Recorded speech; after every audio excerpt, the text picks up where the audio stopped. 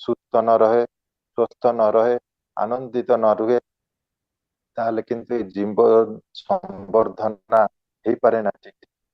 ସେଥିପାଇଁ ବୋଲି ଏଇ ଶରୀରଟାକୁ ଏତେ ଗୁରୁତ୍ୱ ଦିଆଯାଏ। କାରଣ ଏ ଶରୀର ତାର ଇନ୍ଦ୍ରିୟ ସହିତ ଜଡିତ। ଇନ୍ଦ୍ରିୟ ତାର ଭାଷାକୁ, ତାର ଭାବକୁ, ତାର କର୍ମକୁ ନେଇକି ସେ ଜଡିତ। ଇନ୍ଦ୍ରିୟର ଏଇ ଯୋଉ ଭାବ, ଭାଷା, କର୍ମ, ଏଗୁଡାକୁ ନେଇକିରି ଆମର ନିଜର ସ୍ୱଭାବ ଆଉ ଆମର ଆଇଡେଣ୍ଟିଟି, ଇଏ ସବୁ ଗୁଡାକ, ନିଜର ପରିଚୟ ମଧ୍ୟ ତାରି ଭିତର, ନିଜର ବ୍ୟକ୍ତିତ୍ୱ ମଧ୍ୟ ତାରି ଭିତରୁ ଆସେ। ତେଣୁ ଏ ଶରୀରଟାର ଏଇ ଯୋଉ ସ୍ୱଭାବ କଥା ଆମେ କହୁ, ସେଇଟା ଆସେ ଏଇ ଆହାରରୁ। ତେଣୁ ଠାକୁର ଗୋଟେ ବାଣୀରେ କହିଲେ, ସ୍ୱୟର ଭାବେই ସ୍ୱଭାବ ଆସେ, উচ্ছল দে নিষ্ঠা রাগে, শক্তিও দে তেমন্তর, সত্তা ফোটে তেমনি রাগ। ମୋର ସତ୍ତାଟା ସେଇଭଳି ରାଗରେ ଫୁଟି ଉଠିବ, ଯେମିତି ମୋ ଭିତରେ ଶକ୍ତି ସୃଷ୍ଟି ହବ, ଯେମିତି ଶକ୍ତିରେ ମୁଁ ତାର କମ୍ବିନେସନରେ, ତାର ସମନ୍ୱୟରେ ମୁଁ ସମାବେଶ କରିବି, ସେଇଭଳି ଭାବରେ ମୋ ସତ୍ତାଟା ଫୁଟି ଉଠିବ ସେଇ ଶକ୍ତିର ଧାରାକୁ ଧରିକି। ଆଉ ସେ ଶକ୍ତିର ଧାରା ସେଇଠୁ ଆସିବ, ସେଇଠୁ ତାର ଉଚ୍ଛଳତାଟା ଆସିବ। ଯେମିତି ନିଷ୍ଠା ଯୋଉଥିରେ ଥିବ, ସେଇ ହିସାବରେ ତାର ଶକ୍ତିଟା ମଧ୍ୟ, ତାର ଉଚ୍ଛଳ ଧାରା ସେଇଭଳି ଭାବରେ ବହି ଆସିବ। ଆଉ ଏଇ ଉଚ୍ଛଳ ଧାରା ନିଷ୍ଠାଟା ଆସିବ ତାର ସ୍ୱଭାବ ଭିତରେ ଦେଇକିରି। ଏ ସ୍ୱଭାବଟା କଣ ନା, ସ୍ୱୟର ଭାବ ଏ ସ୍ୱଭାବ ଆସେ। ସେ ଠାକୁର କହୁଛନ୍ତି ଅନୁସୂତିର ଚତୁର୍ଥ ଖଣ୍ଡର ଗୋଟେ ବାଣୀ, ନିଜର ଭାବଟା ହିଁ ସ୍ୱଭାବ। ତେଣୁ ଏଇ ଯୋଉ ସ୍ୱଭାବଟା ହିଁ ମୋର ବ୍ୟକ୍ତିତ୍ୱଟାକୁ ବୁଝେଇ ଦିଏ, କି ମୋର ବ୍ୟକ୍ତିଟା କେମିତି, ମୋର ଚରିତ୍ର କେମିତି, ମୋର ଚଳନ କେମିତି, ମୋର କହିବା କେମିତି, এইটা এই ସବୁ ଗୁଡାକ ଏଇ ସ୍ୱଭାବଟା ହିଁ ବୁଝେଇ ଦିଏ। ତେଣୁ ଆଉ ଗୋଟେ ବାଣୀରେ ଠାକୁର କହିଲେ, স্বভাবটাই তো তোমার, স্বভাবটা তো তো তোমার হইয়া, যেমন স্বভাব তেমনি তুমি, তেমন তরেই চলন বলন, তেমনি তোমার চিত্তভূমি। এই চিত্তভୂମି ମୋର ମନର ବେଶଟା, ମନର ଆଧାରଟା, ମୋର ଚିତ୍ତର ଆଧାରଟା, ଯେମିତି ମୋର ଚଳନ ବଲନ, ମୋର କହିବାଟା ମଧ୍ୟ ସେମିତି। ଏଇ କହିବାଟା କୋଉଠୁ ଆସେ ନା, ମୋର ସ୍ୱଭାବଟା ଯେମିତି। ଏ ସ୍ୱଭାବଟା କେମିତି ନା, ମୋର ସ୍ୱଭାବଟା ଆସେ ଏଇ ସ୍ୱର ଭାବରୁ। ଏ ନିଜର ଭାବଟା କୋଉଠୁ ଆସେ ନା, ଏଇଟା ଆସେ ମୋର ଶରୀରରୁ, ମୋର ଇନ୍ଦ୍ରିୟ କମ୍ବିନେସନରୁ, ଇନ୍ଦ୍ରିୟ ସମନ୍ୱୟର ରୁ ଆସେ ଏଇ ଭାବଟା। ତେଣୁ ଏଇଟା କୋଉଠୁ ଆସେ ନା, ଏଇଟା ଆସେ ଆହାରରୁ। ତେଣୁ ଆହାରଟା ଏତେ ଇମ୍ପୋର୍ଟାଣ୍ଟ। ଆହାର ତ ଆମେ ଜାଣୁ ସେଟା ଏତେ ଶୁଦ୍ଧି ହେବା ଦରକାର। ଯାହାର ଭିତରେ ଯେତେ ଶୁଦ୍ଧି ଆହାର, ତାର ଶରୀରଟା ମଧ୍ୟ ସେତେ ସୁସ୍ଥ, ତାର ମନଟା ମଧ୍ୟ ସେତେ ସ୍ୱସ୍ଥ, ସେ ସେତେ ମଧ୍ୟ ଆନନ୍ଦିତ। ଆଉ ତାର ଇନ୍ଦ୍ରିୟ ସମନ୍ୱୟ ମଧ୍ୟ ସେଇଭଳି ଭାବରେ, ଯାହାଥିରୁ ଭାଷା, ଭାବ, ଭାଷା, କର୍ମ ଏଗୁଡାକ ତା ସହିତ ଜଡିତ। ତେଣୁ ଠାକୁର ନାରୀ ନୀତିରେ ଗୋଟେ ଜାଗାରେ କହିଲେ, କହିଲେ ଭାବ ଭାଷାକୁ ମୁଖର କରି ତୋଳେ, ପୁଣି ଭାବ ହିଁ କର୍ମକୁ ନିୟନ୍ତ୍ରିତ କରେ, ଆଉ ଭାବନାରୁ ହିଁ ଭାବ ଉଦ୍ଦିତ ହୁଏ। ଅତଏବ ତୁମର ଭାବନାକୁ ଯେତେ ସୁନ୍ଦର, ସୁଶୃଙ୍ଖଳ, ସହଜ, ଅବିରୋଧ ଓ ଉନ୍ନତ ଧରଣର କରିବ, ତୁମର ଭାଷା, ବ୍ୟବହାର, କର୍ମକୁଶଳତା ମଧ୍ୟ ସେହିପରି ସୁନ୍ଦର, ଅବିରୋଧ, ଉନ୍ନତ ଧରଣର ହବ। ଇଏ କିଏ ନ ଚାହେଁ ଏଇ ମୋର ଭାବ, ଭାଷା, କର୍ମକୁଶଳତା ସୁନ୍ଦର ହେଇ ଉଠୁ, ଅବିରୋଧ ହେଇ ଉଠୁ, ଉନ୍ନତ ଧରଣ ହେଇ ଉଠୁ, କିଏ ନ ଚାହେଁ? ସମସ୍ତେ ଚାହାନ୍ତି ମୋର ଭାଷାଟା ଭଲ ହଉ, ମୋର ବ୍ୟବହାରଟା ଭଲ ହଉ, ମୋର କର୍ମ କୁଶଳତା ମଧ୍ୟ ଭଲ ହଉ, ସମସ୍ତେ ଚାହାନ୍ତି। କିନ୍ତୁ ଏଗୁଡାକ ଯୋଉ ଭାବରେ ଉଜ୍ଜୀବିତ ହବ, ଯୋଉଠୁ ଆର ଉଚ୍ଛଳତା ଆସିବ, ତାର ଧାର କିନ୍ତୁ ଧାରିବାଟା ସହଜ ହେଇ ଉଠେ ନା। ସେଥିପାଇଁ ମୋର କର୍ମଟା କୁଶଳ ହେଇ ଉଠେ ନା, ମୋର ବ୍ୟବହାର ଠିକ ହୁଏ ନା, ମୋର ଭାଷାଟା ମଧ୍ୟ ଠିକ ହୁଏ ନା। ଏଇଠି ହିଁ ଜଡିତ। ତେଣୁ ମତେ କଣ କରିବାକୁ ପଡିବ ନା, ମୋର ଭାବନାଟାକୁ ଯେତେ ସୁନ୍ଦର, ସୁଶୃଙ୍ଖଳ, ସହଜ, ଅବିରୋଧ, ଉନ୍ନତ ଧରଣ କରିବାକୁ ପଡିବ। ଏଇ ପାଞ୍ଚଟା ଜିନିଷ ଠାକୁର କହିଲେ। ସୁନ୍ଦର କରିବାର କଥା, ସୁଶୃଙ୍ଖଳ କରିବାର କଥା, ସହଜ ହେବାର କଥା, ଅବିରୋଧ ହେବାର କଥା, ଉନ୍ନତ ଧରଣର ହେବାର କଥା।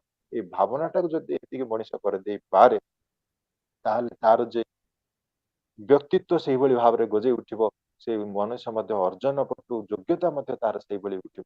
ତେଣୁ ଏଇ ଯୋଉ ଭାବନାଟା ଆସିବା ପାଇଁ ମୋର ଏଇ ଶରୀର ଶୁଦ୍ଧିଟା ଆଉ ଆହାର ভিতর ଦେଇକିରି এতে গুরুত্ব রয়েছে। তেଣু ଗୋଟେ বাণীରେ শ্রী ঠাকুর କହିଲେ, যেমন জিনিস খাবে তুমি, চলা বলায় যেমন তোর, স্বভাব তোমার তেমনি হবে, তাতেই তুমি হবে ধর। ତେଣୁ ମୋର ସ୍ୱଭାବଟାକୁ ସୁଦୃଢ କରିବାକୁ ହେଲେ ମୋର ଖାଇବାଟାକୁ ଧ୍ୟାନ ଦେବାକୁ ପଡିବ। ତେଣୁ ଖାଇବାଟା ଏତେ ଇମ୍ପୋର୍ଟାଣ୍ଟ। ଖାଇବା ଭିତରେ ତ ଅନେକ ଅଛି, ତାରି ଭିତରକୁ ଆମେ ଯଦି ଭଲ ଭାବରେ ଦେଖିବା, ଏଇ ପନିପରିବା ଭିତରେ ଦେଇକିରି ବହୁତ ଇମ୍ପୋର୍ଟାଣ୍ଟ ଅଛି, ବହୁତ ମହତ୍ଵ ରହିଛି। ତେଣୁ ଏ ପନିପରିବା ମେଜରିଟି ରୋଲ ପ୍ଲେ କରେ ଏଇ ମନକୁ ସୁଧୀର ରଖିବାରେ।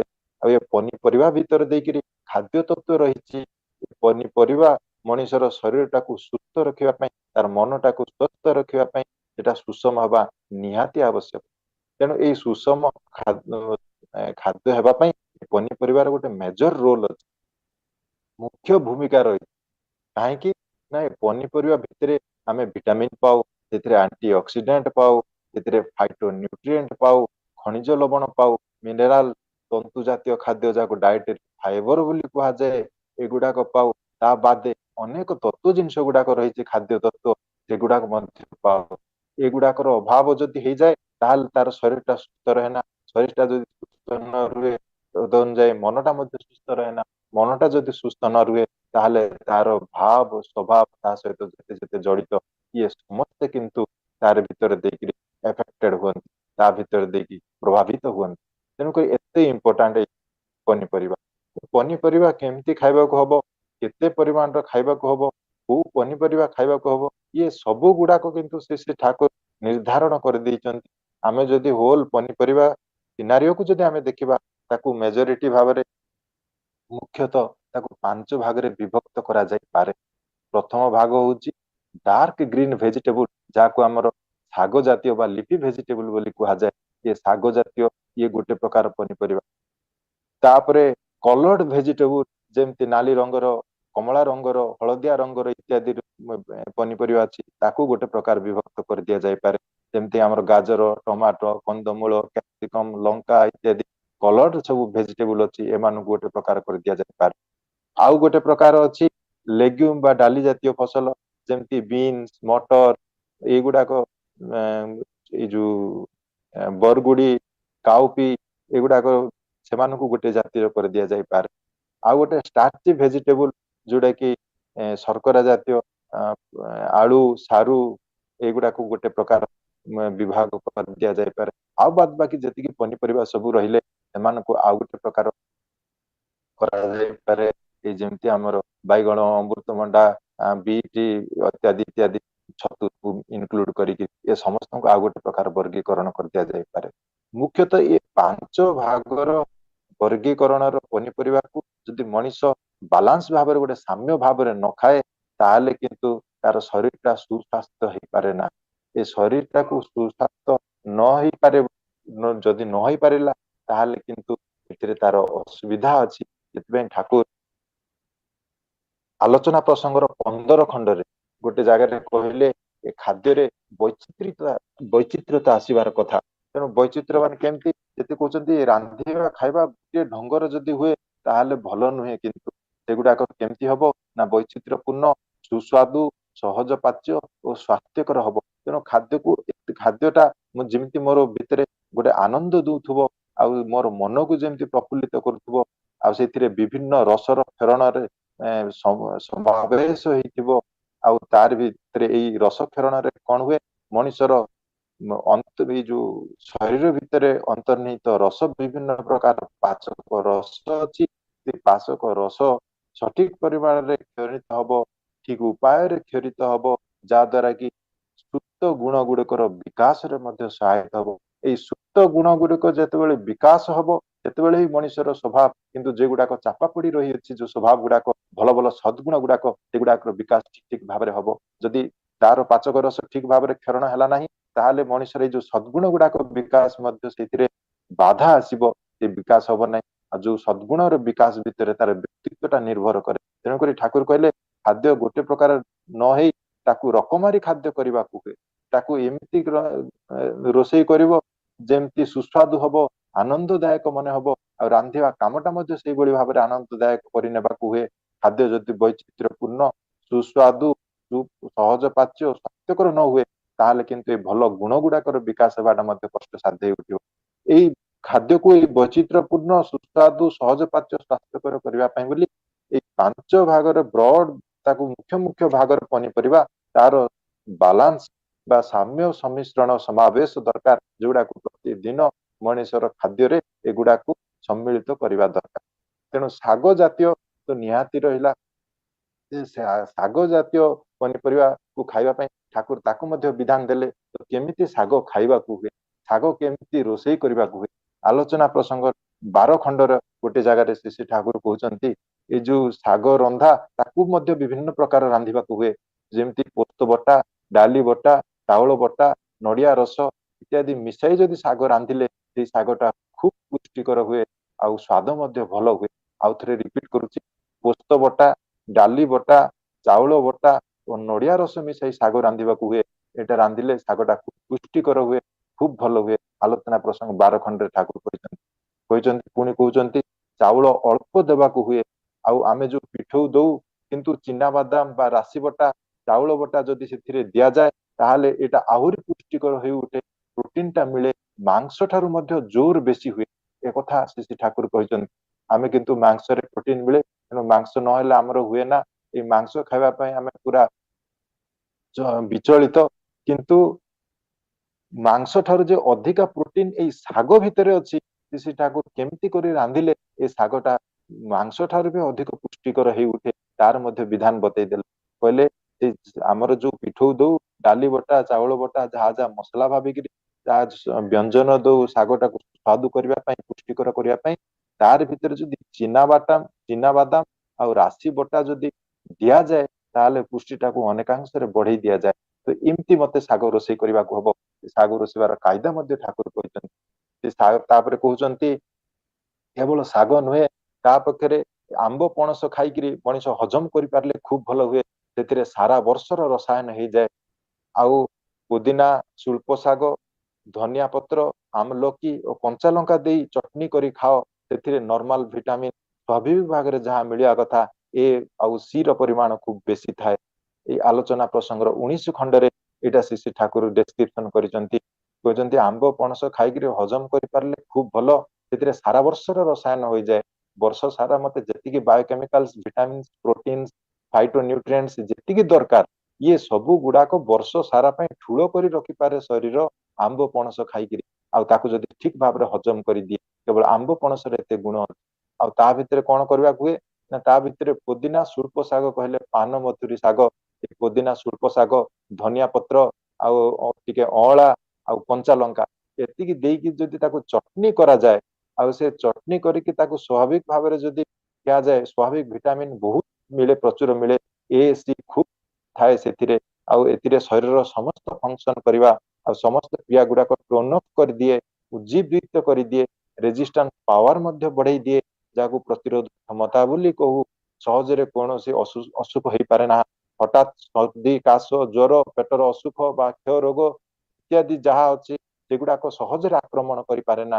ଆଉ ତୋରାଣୀ ଜଳ, ଯାହାକୁ ଅମାନି ବୋଲି କହୁଛନ୍ତି ଶ୍ରୀ ଠାକୁର, ସେ ଅମାନି ଜଳ ଯଦି କାଲି କଲାଇର ଜୁସ ର ସଙ୍ଗେ ଏକ ତମ୍ବା ଗ୍ଲାସ ମଧ୍ୟରେ 2 ଆଉନ୍ସ କରି ଖିଆଯାଏ, ସେଥିରେ ଲୁଣ, ଲେମ୍ବୁ, ଅଦା ଓ କଞ୍ଚା ଲଙ୍କା ଦେଇ, ତାହେଲେ ଶରୀର କେବେ ଖୁବ ଭଲ। ଏଥିରେ ସ୍ନାୟୁ ପୁଷ୍ଟ ହୋଇ ଝାଡା ପ୍ରବଣ ହେଇ ଉଠେ।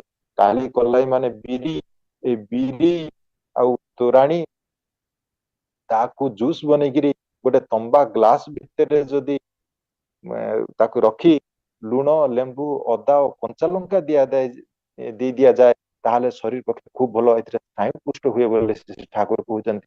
ଏକଥା ସେ ଆଲୋଚନା ପ୍ରସଙ୍ଗ 19 ଖଣ୍ଡରେ ବର୍ଣ୍ଣିତ ଅଛି। କାଳି କଲାଇର ତାର ଯୋଉ ଚୋପା, ସେ ଚୋପାକୁ ଆମେ ବାହାରି ଫୋପାଡି ଦଉ, ଆଉ ଫୋପାଡିକି କିମ୍ବା ଗାଈକୁ ଦେଇ ଦଉ। ଆଉ ସେ ବିରି ଚୋପା ବାହାର କରି ଖାଲି ଧଳା ଧଳା ବିରିକୁ ତାକୁ ଆମେ ବେଟି ତାକୁ ପେଶି ବିଭିନ୍ନ ପ୍ରକାର ବ୍ୟଞ୍ଜନ, ତାକୁ ଜଳଖିଆ ବ୍ୟଞ୍ଜନ କରୁ। ସେଇ ବିରି ଠାକୁର କହୁଛନ୍ତି ଏଇ ଯୋଉ ବିରିର ଚୋପା ତା ଭିତରେ ଅନେକ ଗୁଣ ଅଛି, ସେଇଟାକୁ ଯଦି ଖାଇପାରିଲେ ବହୁତ ଭଲ ହୁଏ, ସ୍ନାୟୁ ପୁଷ୍ଟ ହୁଏ, ସେଥିରେ ବାୟୁ ଟିକେ ହୁଏ। ଅଦା ଦେଲେ ତାହା ନଷ୍ଟ ହେଇଯାଏ। ପ୍ରତିଦିନ ସକାଳେ ଏ ଷଠିର ବର୍ଫି ଆଉ ଏଇ ଯୋଉ ବିରି ଚୋପା ତାକୁ ଯଦି ବର୍ଫି ବନେଇ ଖାଇ ଦିଆଯାଏ ତାହେଲେ ପେଟ ପକ୍ଷରେ ଭଲ। ଆଉ ସର୍ବ ପ୍ରକାର କ୍ଷୟ ରୋଗର ନିବାରକ ମଧ୍ୟ ଇଏ। କେତେ ସୁନ୍ଦର ସୁନ୍ଦର କଥା ଗୁଡାକ କହିଛନ୍ତି ଠାକୁର, ସାଇଣ୍ଟିଫିକ କାରଣ ଦେଇକିରି କହିଛନ୍ତି।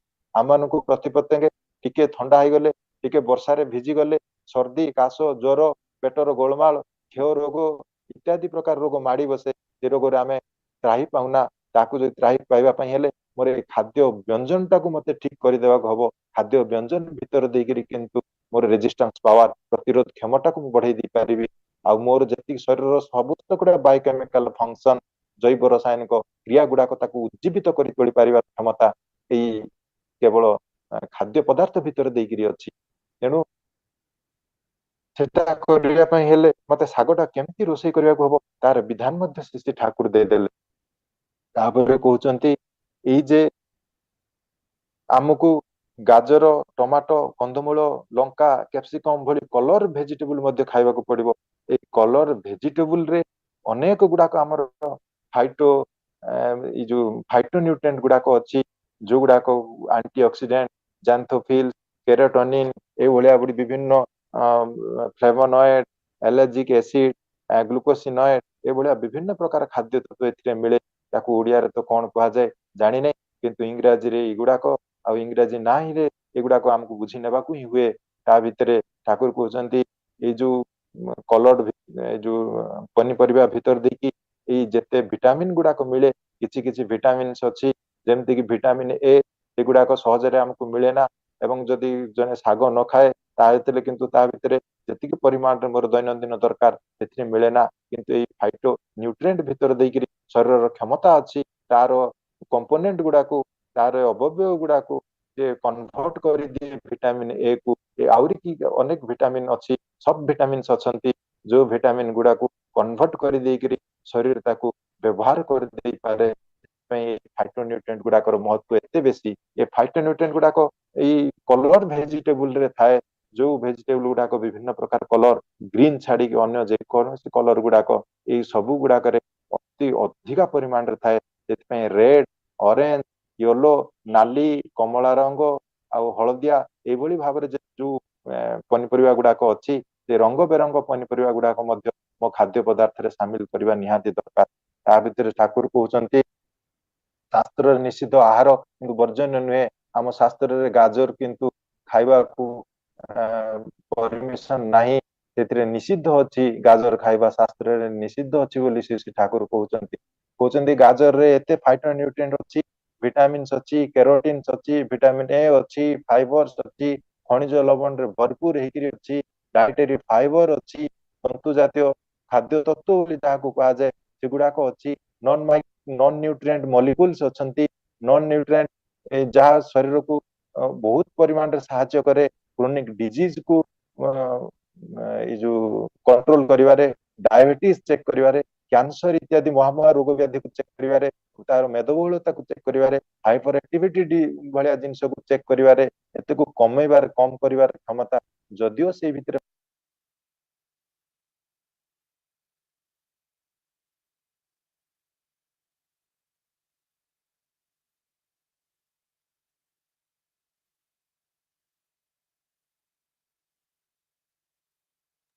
ପୁରଞ୍ଜୟ ଭାଇ ଅଡିଓ ଆସୁନି, ଅଡିଓ ଅଫ୍ ହେଇଯାଇଛି। ପୁରଞ୍ଜୟ ଭାଇ ହ୍ୟାଲୋ।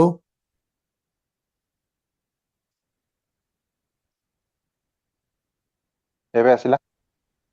ଆଜ୍ଞା ଆଜ୍ଞା ଆସିଲା। କେତେବେଳୁ କଟିଲାଣି ଇଏ? ଏଇ ଜଷ୍ଟ 10 ସେକେଣ୍ଡ ଖଣ୍ଡ ହବ। ହଁ, ମୁଁ ଆଉ ଥରେ ରିପିଟ କରି ନଉଛି।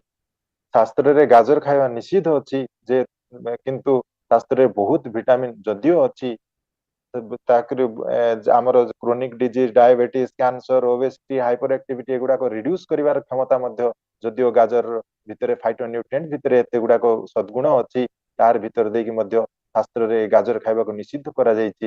ଠାକୁର କହୁଛନ୍ତି ଗାଜରର ଭିଟାମିନ କିନ୍ତୁ ସହଜେ ପାଚ୍ୟ ନୁହେଁ, ତାକୁ ଶରୀର ଗ୍ରହଣ କରିପାରେ ନାହିଁ। ଶରୀର ଯଦି ଗ୍ରହଣ ନ କରିପାରେ ତାର କୋଶିକା ମଧ୍ୟ ତାକୁ ବ୍ୟବହାର କରିପାରେ ନାହିଁ। ଆଉ କୋଶିକା ଯଦି ବ୍ୟବହାର କରି ନପାରେ ତାହେଲେ ସେଇଟା ବଦହଜମି ହେଇପାରେ।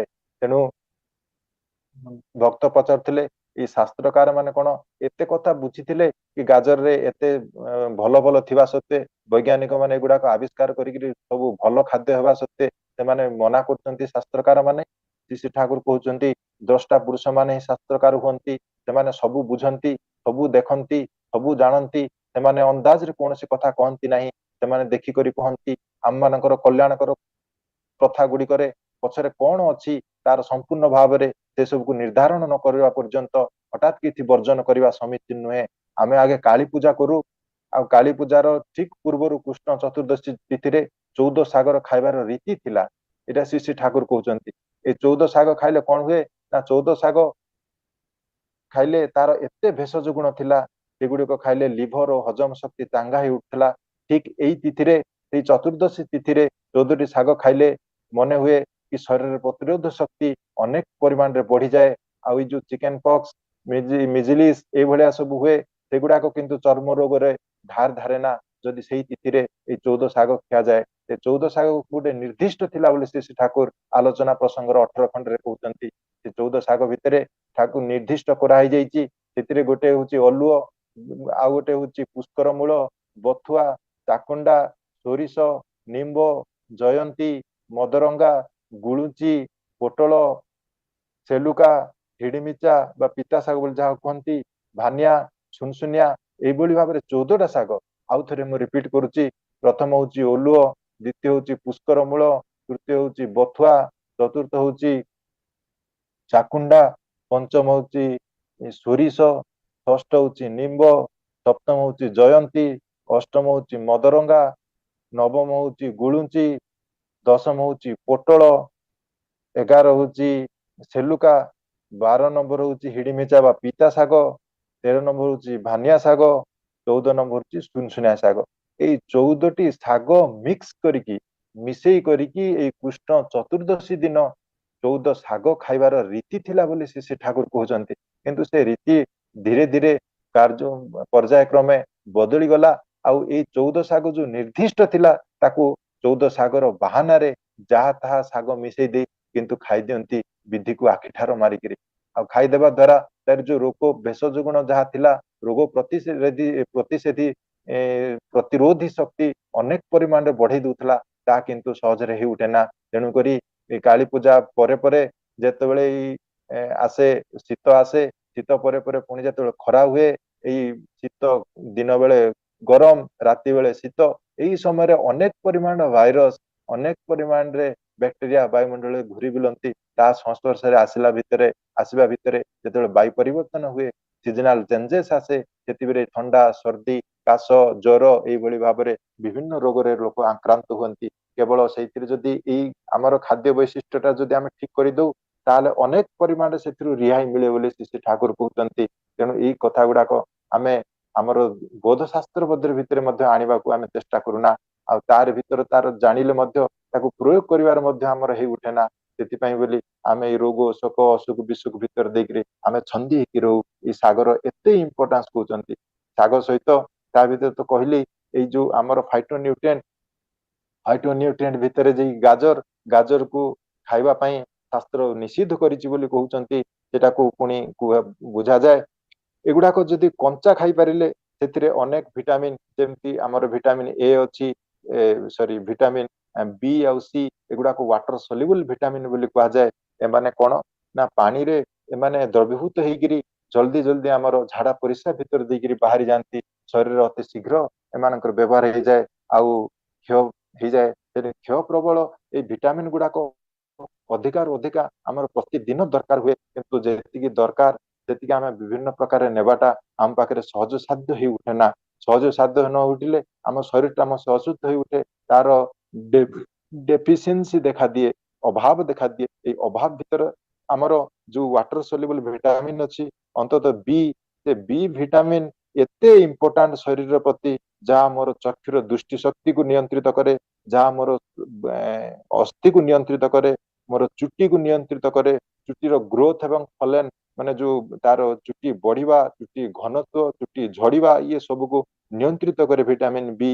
ଆଉ ମୋର ଏଇ ଯୋଉ ସ୍କିନ୍, ଚର୍ମର ଏଇ ଯୋଉ ଗ୍ଲୋସିନେସ ଟା, ଚର୍ମର ଯୋଉ ଚକଚକପଣ, ଆମର ନଖର ଚକଚକପଣ, ଆଉ ମୋର ଏନର୍ଜି ଲେଭେଲ, ଶକ୍ତିର ଭାଇଟାଲ ଏନର୍ଜି ଲେଭେଲ, ଆଉ ମୋର ମୁଡ, କେତେବେଳେ ଚିଡଚିଡା ଭାବ ଆସେ, କେତେବେଳେ ରାଗ ଭାବ ଆସେ, କେତେବେଳେ ବିରକ୍ତି ଭାବ ଆସେ, ଏଇ ସବୁ ଭାବ ପାଇଁ ମୋର ଯୋଉ ମେମୋରି, ମୋର ସ୍ମୃତି ଶକ୍ତି ହ୍ରାସ ହେଇଯାଏ। ସ୍ମୃତି ଠିକ ରହେ ନା, ଗୋଟେ ଜିନିଷ ଠିକ ଭାବରେ ମନେ ରଖିପାରେ ନା, ଯଦି ମନେ ରଖେ ଲମ୍ବା ଦିନ ପର୍ଯ୍ୟନ୍ତ ମନେ ରହେ ନା। ତ ଏଇଭଳି ଭାବରେ ସ୍ମୃତି ଶକ୍ତି ହ୍ରାସ ଆଉ ମୋର ଇମ୍ୟୁନ ସିଷ୍ଟମ ଡିଜର୍ଡର ଯାହାକୁ ଅଟୋ ଇମ୍ୟୁନ ଡିଜିଜ ବୋଲି ମଧ୍ୟ କହନ୍ତି, ଯେତେବେଳେ ମୋର ନିଜର ଶରୀରର ଏଇ ଯୋଉ ଇମ୍ୟୁନ ସିଷ୍ଟମ ଯାହାକୁ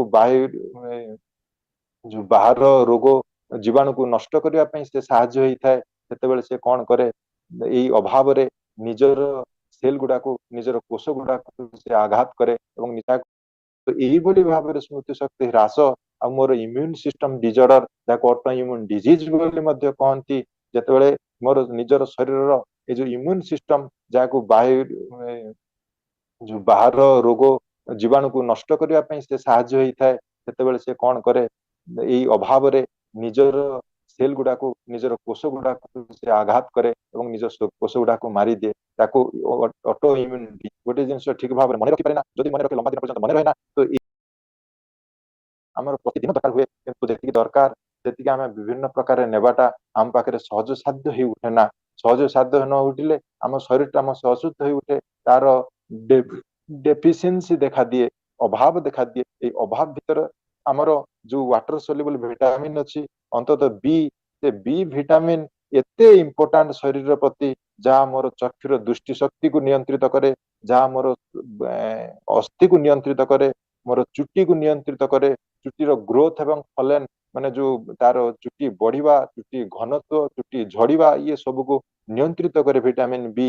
ଆଉ ମୋର ଏଇ ଯୋଉ ସ୍କିନ୍, ଚର୍ମର ଏଇ ଯୋଉ ଗ୍ଲୋସିନେସ ଟା, ଚର୍ମର ଯୋଉ ଚକଚକପଣ, ଆମର ନଖର ଚକଚକପଣ, ଆଉ ମୋର ଏନର୍ଜି ଲେଭେଲ, ଶକ୍ତିର ଭାଇଟାଲ ଏନର୍ଜି ଲେଭେଲ, ଆଉ ମୋର ମୁଡ, କେତେବେଳେ ଚିଡଚିଡା ଭାବ ଆସେ, କେତେବେଳେ ରାଗ ଭାବ ଆସେ, କେତେବେଳେ ବିରକ୍ତି ଭାବ ଆସେ, ଏଇ ସବୁ ଭାବ ପାଇଁ ମୋର ଯୋଉ ମେମୋରି, ମୋର ସ୍ମୃତି ଶକ୍ତି ହ୍ରାସ ହେଇଯାଏ, ସ୍ମୃତି ଠିକ ରହେ ନା, ଗୋଟେ ଜିନିଷ ଠିକ ଭାବରେ ମନେ ରଖିପାରେ ନା, ଯଦି ମନେ ରଖେ ଲମ୍ବା ଦିନ ପର୍ଯ୍ୟନ୍ତ ମନେ ରହେ ନା।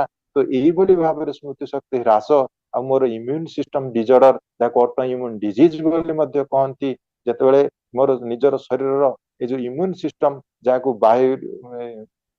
ଯୋଉ ବାହାର ରୋଗ ଜୀବାଣୁକୁ ନଷ୍ଟ କରିବା ପାଇଁ ସେ ସାହାଯ୍ୟ ହେଇଥାଏ, ସେତେବେଳେ ସେ କଣ କରେ, ଏଇ ଅଭାବରେ ନିଜର ସେଲ ଗୁଡାକୁ, ନିଜର କୋଷ ଗୁଡାକୁ ସେ ଆଘାତ କରେ ଏବଂ ନିଜ କୋଷ ଗୁଡାକୁ ମାରିଦିଏ। ତାକୁ ଅଟୋ ଇମ୍ୟୁନ ଡିଜିଜ ବୋଲି କୁହାଯାଏ।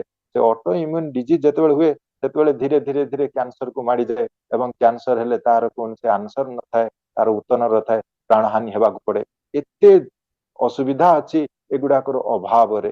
ତେଣୁ ଏଇ ଯୋଉ water soluble vitamin B and C କୁହାଗଲା, ଆମ ୟା ନିକଟ ଅତୀତରେ ଦେଖାଗଲା, କରୋନା ଯେତେବେଳେ ଆସିଲା, ସେଇ ସମୟରେ ଇମ୍ୟୁନ ସିଷ୍ଟମକୁ ବୁଷ୍ଟିଂ କରିବା ପାଇଁ ଆମକୁ ଭିଟାମିନ ବି, ଭିଟାମିନ ସି ଦିଆଗଲା, ଆଣ୍ଟି ଅକ୍ସିଡେଣ୍ଟ ବୋଲି କୁହାଗଲା।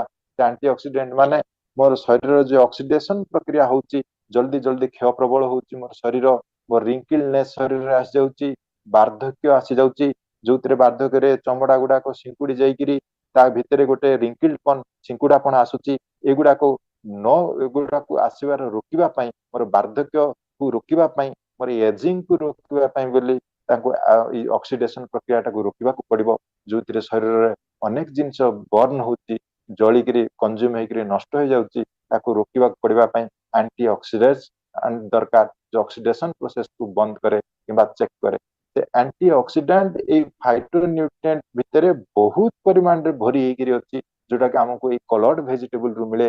ତାର ଭିତରୁ ଗାଜର ଯଦି ବାଦ ପଡିଯାଏ, ଆଉ ଅନେକ, ଯେମିତି ଟମାଟୋ, କନ୍ଦମୂଳ, କ୍ୟାପସିକମ, ଲଙ୍କା, ଏଗୁଡାକରେ ଅନେକ ପରିମାଣ ଭରିକି ଅଛି, ସେଟାକୁ ମଧ୍ୟ ମୋର ଖାଦ୍ୟରେ ସାମିଲ କରିବାକୁ ହୁଏ। ଏଇ କଲର୍ଡ ଭେଜିଟେବୁଲ ଗୁଡାକରେ ତାକୁ ଯଦି ମେଜରିଟି ଭାବରେ ଦେଖାଯାଏ, ତାହେଲେ ତାକୁ ଗୋଟେ 5-6 ପ୍ରକାର ବଡ ବଡ ବର୍ଗୀକରଣ କରାଯାଏ। ହୁଏତ ପାଖାପାଖି 25,000 ଫାଇଟୋ ନ୍ୟୁଟ୍ରିଏଣ୍ଟ ଅଛି, ଯୋଉଟା କି ମୋର ଶରୀର ପାଇଁ ଦରକାର। ସେ 25,000 କୁ ତାକୁ ଗୋଟେ ମୂଳ ମୂଳ, ଯୋଉଟା ଅତି ଆବଶ୍ୟକ, ଅପରିହାର୍ଯ୍ୟ, ଯୋଉଗୁଡାକ ମୋ ଶରୀର ପାଇଁ, ସେଥିକୁ 6 ଭାଗରେ ତାକୁ ବର୍ଗୀକରଣ କରାଯାଇଛି। ଗୋଟେ ହଉଛି କ୍ୟାରୋଟିନଏଡ, ଆଉ ଗୋଟେ ହଉଛି ଇଲାଜିକ ଏସିଡ, ଆଉ ଗୋଟେ ହଉଛି ଫ୍ଲାଭୋନଏଡ, ଆଉ ଗୋଟେ ରେସଭେଟାଲ, ଆଉ ଗୋଟେ ଗ୍ଲୁକୋସିନଏଡ, ଆଉ ଗୋଟେ ଫାଇଟୋ ଇଷ୍ଟ୍ରୋଜେନ। ଏଇଭଳି ଭାବରେ 6 ପ୍ରକାର ତାକୁ ବର୍ଗୀକରଣ କରାଯାଇଛି। ଯୋଉଟାକୁ କ୍ୟାରୋଟିନଏଡ ବୋଲି କୁହାଯାଉଛି, ସେଗୁଡାକ ଏଇ ୟେଲୋ, ଅରେଞ୍ଜ, ରେଡ କଲରର ଯୋଉ ଫ୍ରୁଟ ଆଣ୍ଡ ଭେଜିଟେବୁଲ ଅଛି, ତା ଭିତରେ ପ୍ରବଳ ମାତ୍ରାରେ ଥାଏ। ତା ପୂର୍ବରୁ କହୁଥିଲି, ଏମାନେ ଗୋଟେ ଆଣ୍ଟି ଅକ୍ସିଡେଣ୍ଟ ଭଳି କାମ କରନ୍ତି।